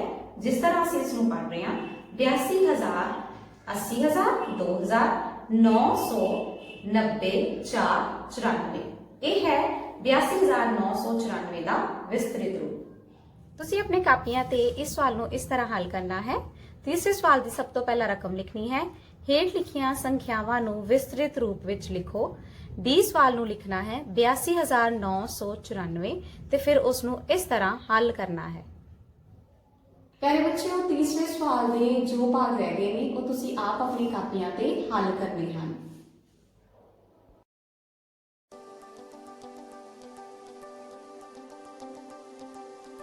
Singular, plural. This topic is especially for class 5 and subject is English. So, singular means one. Singular means one and plural means many. Singular means one and plural means many. One, many. Let's see live examples to understand our topic. How a singular changes into plural. Cup, cups. Bowl, bowls. Bottle, bottles. Dish, dishes. We have some irregular rules also to change singular into plural. The first is Y. Whenever any word ends with the Y, we have to delete Y and I add IES to make singular into plural. Cities. Deleting Y, I am adding IES to make it plural. Pony, ponies. Any word ends with Y, like I am giving you an example. Play, grey. These both words are ending with Y, but before Y there is a vowel. Before Y there is a vowel. A and E both are vowel. Whenever any words ends with Y, but before Y there is a vowel, we have not to add IES. We have to add only S to make it plural. Whenever any words end with F or FE, so we have to delete F and FE with VES. Whenever is ending with FE and leaf is ending with F, so we have to delete F with FE with VES. So this is knife, knives. Leaf, leaves. Whenever any words end with O, ch, sh, s, double s or x. So there is a common rule for them that we have to make them plural by adding only es. Ostrich ends with ch, brush ends with sh, box ends with x, and bus ends with s. So we have to add only es to make them plural. Ostrich, or stitches, brush, brushes, box, boxers, bus, buses. Children, you will be surprised to know that some words they do not change whenever we want to change them from singular into plural. That is news, sheep, deer. Children, we have some words which completely change whenever we want to change them from singular into plural. I am going to give you two examples for this. Two or three examples like child, children, tooth, teeth, man, men. This is to understand how singular changes into plural into sentences also. Like a baby is sleeping. We'll change it like this. The babies are sleeping. Second sentence is my shirt is red. We'll change it like this. My shirts are red.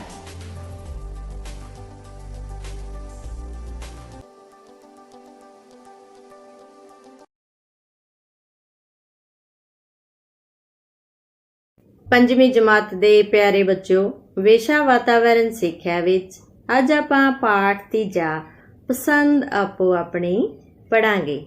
ਬੱਚਿਓ, ਪਾਠ ਦਾ ਨਾਂ ਕੀ ਦਰਸਾ ਰਿਹਾ ਹੈ ਕਿ ਸਾਡੀ ਸਾਰਿਆਂ ਦੀ ਪਸੰਦ ਵੱਖ-ਵੱਖ ਹੁੰਦੀ ਹੈ, ਜਿਵੇਂ ਕਿ ਤੁਹਾਡੇ ਖਾਣ ਪੀਣ ਅਤੇ ਪਹਿਨਣ ਦੀ ਪਸੰਦ ਵੀ ਵੱਖ-ਵੱਖ ਹੁੰਦੀ ਹੈ। ਪਰ ਬੱਚਿਓ, ਤੁਹਾਨੂੰ ਸਾਰਿਆਂ ਨੂੰ ਵੱਡੇ ਹੋਣਾ ਬਹੁਤ ਪਸੰਦ ਹੁੰਦਾ ਹੈ ਨਾ? ਹਾਂ, ਤੁਹਾਡੇ ਮਾਂ-ਬਾਪ ਵੀ ਤੁਹਾਨੂੰ ਵੱਡੇ ਹੁੰਦਿਆਂ ਵੇਖ ਕੇ ਬਹੁਤ ਖੁਸ਼ ਹੁੰਦੇ ਹਨ, ਕਿਉਂਕਿ ਉਹ ਜਾਣਦੇ ਹਨ ਕਿ ਉਮਰ ਦੇ ਮੁਤਾਬਕ ਕੱਦ ਅਤੇ ਭਾਰ ਦਾ ਵਧਣਾ ਚੰਗੀ ਸਿਹਤ ਦੀ ਨਿਸ਼ਾਨੀ ਹੁੰਦੀ ਹੈ। ਇਸੇ ਕਰਕੇ ਹਰ ਸਾਲ ਤੁਹਾਡੇ ਸਕੂਲ ਵਿੱਚ ਤੁਹਾਡੇ ਕੱਦ ਦੀ ਮਿਣਤੀ ਹੁੰਦੀ ਹੈ ਅਤੇ ਤੁਹਾਡਾ ਭਾਰ ਵੀ ਤੋਲਿਆ ਜਾਂਦਾ ਹੈ।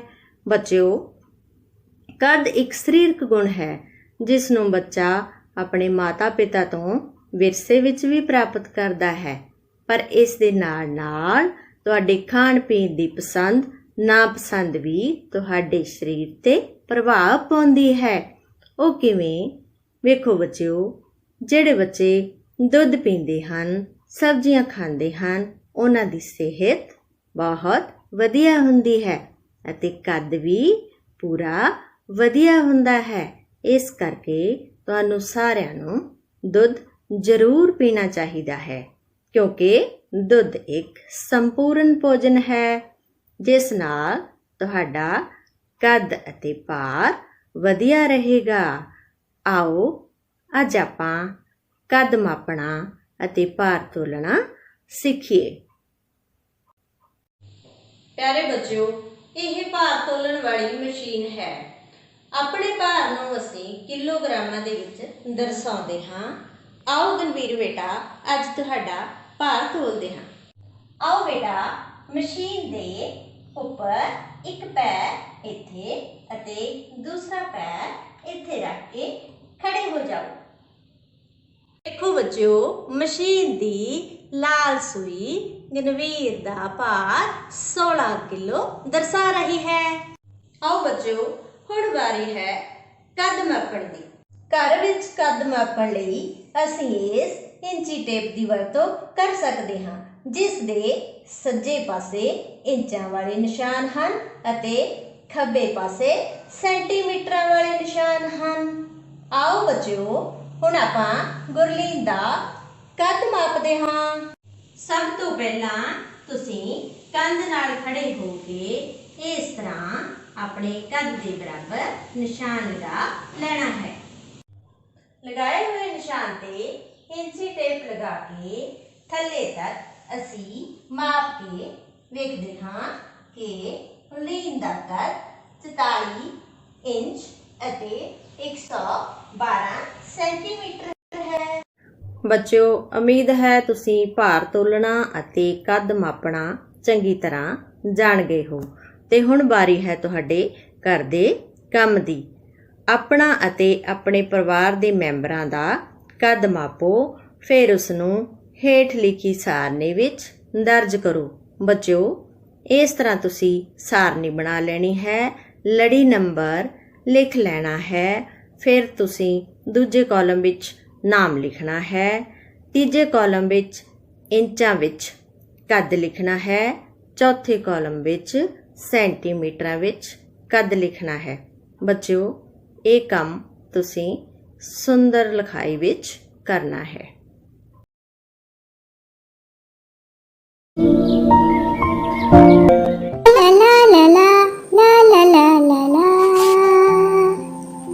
ਬੱਚਿਓ ਪ੍ਰੀਤੀ ਅੱਜ ਬਹੁਤ ਖੁਸ਼ ਹੈ ਕਿਉਂਕਿ ਉਸ ਨੂੰ ਅੱਜ ਇਨਾਮ ਮਿਲਿਆ ਹੈ ਸਿਹਤ ਅਤੇ ਸਵੱਛਤਾ ਸੰਬੰਧੀ ਆਦਤਾਂ ਨੂੰ ਆਪਣੇ ਸੁਭਾਅ ਦਾ ਹਿੱਸਾ ਬਣਾਉਣ ਲਈ। ਬੱਚਿਓ ਪ੍ਰੀਤੀ ਵੀ ਤੁਹਾਡੇ ਵਾਂਗ 5ਵੀਂ ਜਮਾਤ ਦੀ ਵਿਦਿਆਰਥਣ ਹੈ। ਇਸ ਕਵਿਤਾ ਰਾਹੀਂ ਜਾਣੀਏ ਕਿ ਪ੍ਰੀਤੀ ਕਿਹੜੀਆਂ ਗੱਲਾਂ ਵਿੱਚ ਸਿਆਣੀ ਹੈ। ਪ੍ਰੀਤੀ ਬਹੁਤ ਸਿਆਣੀ ਹੈ। ਉਸ ਨੂੰ ਪਤਾ ਹੈ ਕਿੰਨਾ ਜ਼ਰੂਰੀ ਹੈ ਹਰ ਰੋਜ਼ ਬੁਰਸ਼ ਕਰਨਾ ਤੇ ਨਹਾਉਣਾ। ਹੋ ਗਏ ਜੇ ਦੰਦ ਖਰਾਬ ਤੇ ਔਖਾ ਹੋ ਜੂ ਗੰਨੇ ਚੂਪਣਾ ਤੇ ਛੱਲੀਆਂ ਚਬਾਉਣਾ। ਪ੍ਰੀਤੀ ਬਹੁਤ ਸਿਆਣੀ ਹੈ। ਉਸ ਨੂੰ ਪਤਾ ਹੈ ਕਿੰਨਾ ਜ਼ਰੂਰੀ ਹੈ ਨਹਾ ਕੇ ਸਾਫ਼ ਸੁਥਰੇ ਕੱਪੜੇ ਪਾਉਣਾ। ਪਸੀਨਾ, ਬਦਬੂ ਤੇ ਕੀਟਾਣੂ ਨਾਲ ਹੋ ਗਏ ਜੇ ਬਿਮਾਰ ਤਾਂ ਪੈ ਜਾਓ ਕੌੜੀਆਂ ਦਵਾਈਆਂ ਖਾਣਾ ਤੇ ਟੀਕੇ ਲਗਵਾਉਣਾ। ਪ੍ਰੀਤੀ ਬਹੁਤ ਸਿਆਣੀ ਹੈ। ਉਸ ਨੂੰ ਪਤਾ ਹੈ ਕਿੰਨਾ ਜ਼ਰੂਰੀ ਹੈ ਘਰ ਨੂੰ ਸੁੰਦਰ ਤੇ ਸਵੱਛ ਬਣਾਉਣਾ। ਕੂੜਾ ਜੇ ਕੂੜੇਦਾਨ ਵਿੱਚ ਨਾ ਪਾਇਆ ਤਾਂ ਮੱਖੀ ਨਾਲ ਹੈਜਾ, ਮੱਛਰ ਨਾਲ ਮਲੇਰੀਆ ਹੈ ਫੈਲ ਜਾਣਾ। ਪ੍ਰੀਤੀ ਬਹੁਤ ਸਿਆਣੀ ਹੈ। ਉਸ ਨੂੰ ਪਤਾ ਹੈ ਕਿੰਨਾ ਜ਼ਰੂਰੀ ਹੈ ਗਲੀ ਵਿੱਚ ਝਾੜੂ ਲਗਾਉਣਾ। ਜੇ ਨਾ ਸਾਫ਼ ਰੱਖਿਆ ਆਲਾ ਦੁਆਲਾ ਤਾਂ ਸਾਰਾ ਕੂੜਾ ਘਰ ਨੂੰ ਹੀ ਆਉਣਾ। ਪ੍ਰੀਤੀ ਬਹੁਤ ਸਿਆਣੀ ਹੈ। ਉਸ ਨੂੰ ਪਤਾ ਹੈ ਕਿੰਨਾ ਜ਼ਰੂਰੀ ਹੈ ਚੰਗੀਆਂ ਭੋਜਨ ਆਦਤਾਂ ਨੂੰ ਅਪਣਾਉਣਾ। ਖਾਂਦੇ ਰਹੇ ਜੇ ਗੰਦੇ ਹੱਥਾਂ ਨਾਲ ਨੰਗਾ ਭੋਜਨ, ਖਰਾਬ ਹੋ ਜਾਊ ਸਿਹਤ ਤੇ ਪੈ ਜਾਊ ਪਛਤਾਉਣਾ। ਪ੍ਰੀਤੀ ਬਹੁਤ ਸਿਆਣੀ ਹੈ। ਉਸ ਨੂੰ ਪਤਾ ਹੈ ਕਿੰਨਾ ਜ਼ਰੂਰੀ ਹੈ ਹਰੀਆਂ ਸਬਜ਼ੀਆਂ, ਫਲ ਤੇ ਸਲਾਦ ਖਾਣਾ। ਖਾ ਕੇ ਬਾਜ਼ਾਰੂ ਭੋਜਨ, ਪੀਂਦੇ ਰਹੇ ਜੇ ਕੋਲਡ ਡਰਿੰਕ ਤਾਂ ਕਮਜ਼ੋਰ ਹੋ ਜਾਣਗੀਆਂ ਅੱਖਾਂ, ਪਵੇਗਾ ਐਨਕ ਲਗਵਾਉਣਾ। ਪ੍ਰੀਤੀ ਬਹੁਤ ਸਿਆਣੀ ਹੈ। ਉਸ ਨੂੰ ਯਾਦ ਹੈ ਆਪਣੀ ਦਾਦੀ ਦਾ ਕਹਾਣਾ, ਵੇਲਾ ਰਹਿੰਦੇ ਕਰ ਲੋ ਵਿਚਾਰ, ਕਿਉਂਕਿ ਲੰਘਿਆ ਵੇਲਾ ਕਦੇ ਹੱਥ ਨਹੀਂ ਆਉਣਾ। ਦੇਖਿਆ ਬੱਚਿਓ, ਪ੍ਰੀਤੀ ਤਾਂ ਸੱਚਮੁੱਚ ਬਹੁਤ ਸਿਆਣੀ ਹੈ।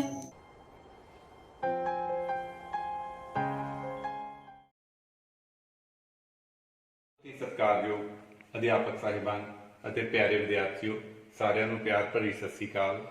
ਹਾਂ ਬੇਟਾ, ਆਪਣਾ ਪੰਜਾਬੀ ਦੀ ਸੁੰਦਰ ਲਿਖਾਈ ਦਾ ਜਿਹੜਾ ਪ੍ਰੋਜੈਕਟ ਚੱਲਦਾ ਪਿਆ, ਉਹ ਰੋਜ਼ ਤੁਹਾਡੇ ਨਾਲ ਮੈਂ ਗੱਲਬਾਤ ਕਰਦਾ ਪਿਆ ਅੱਖਰਾਂ ਦੇ ਬਾਰੇ। ਅੱਜ ਬੱਚੇ ਆਪਾਂ ਦੂਜੇ ਸੈੱਟ ਦੇ ਆਖਰੀ ਅੱਖਰ ਜੱਜਾ ਦੇ ਉੱਤੇ ਪਹੁੰਚ ਚੁੱਕੇ ਹਾਂ। ਤਾਂ ਤੁਸੀਂ ਧਿਆਨ ਦੇ ਨਾਲ ਦੇਖੋ ਅੱਖਰ ਜੱਜਾ ਦੀ ਬਣਤਰ ਆ ਜਿਹੜੀ ਉਹ ਕਿਸ ਤਰ੍ਹਾਂ ਬਣਾਉਣੀ ਹੈ। ਸਭ ਤੋਂ ਪਹਿਲੇ ਸਟੈਪ ਦੇ ਉੱਤੇ ਬੇਟਾ ਅਸੀਂ ਕੀ ਕਰਨਾ, ਉੱਪਰਲੇ ਪਾਸੇ ਤੋਂ ਉੱਪਰਲੀ ਰੇਖਾ ਦੇ ਬਿਲਕੁਲ ਉੱਪਰ ਜਿੰਨੀ ਅਸੀਂ ਅੱਖਰ ਦੀ ਚੌੜਾਈ ਰੱਖਣੀ ਆ, ਅੰਦਾਜ਼ੇ ਦੇ ਨਾਲ ਅਸੀਂ ਇਹ ਰੇਖਾ ਲੈ ਲੈਣੀ ਆ।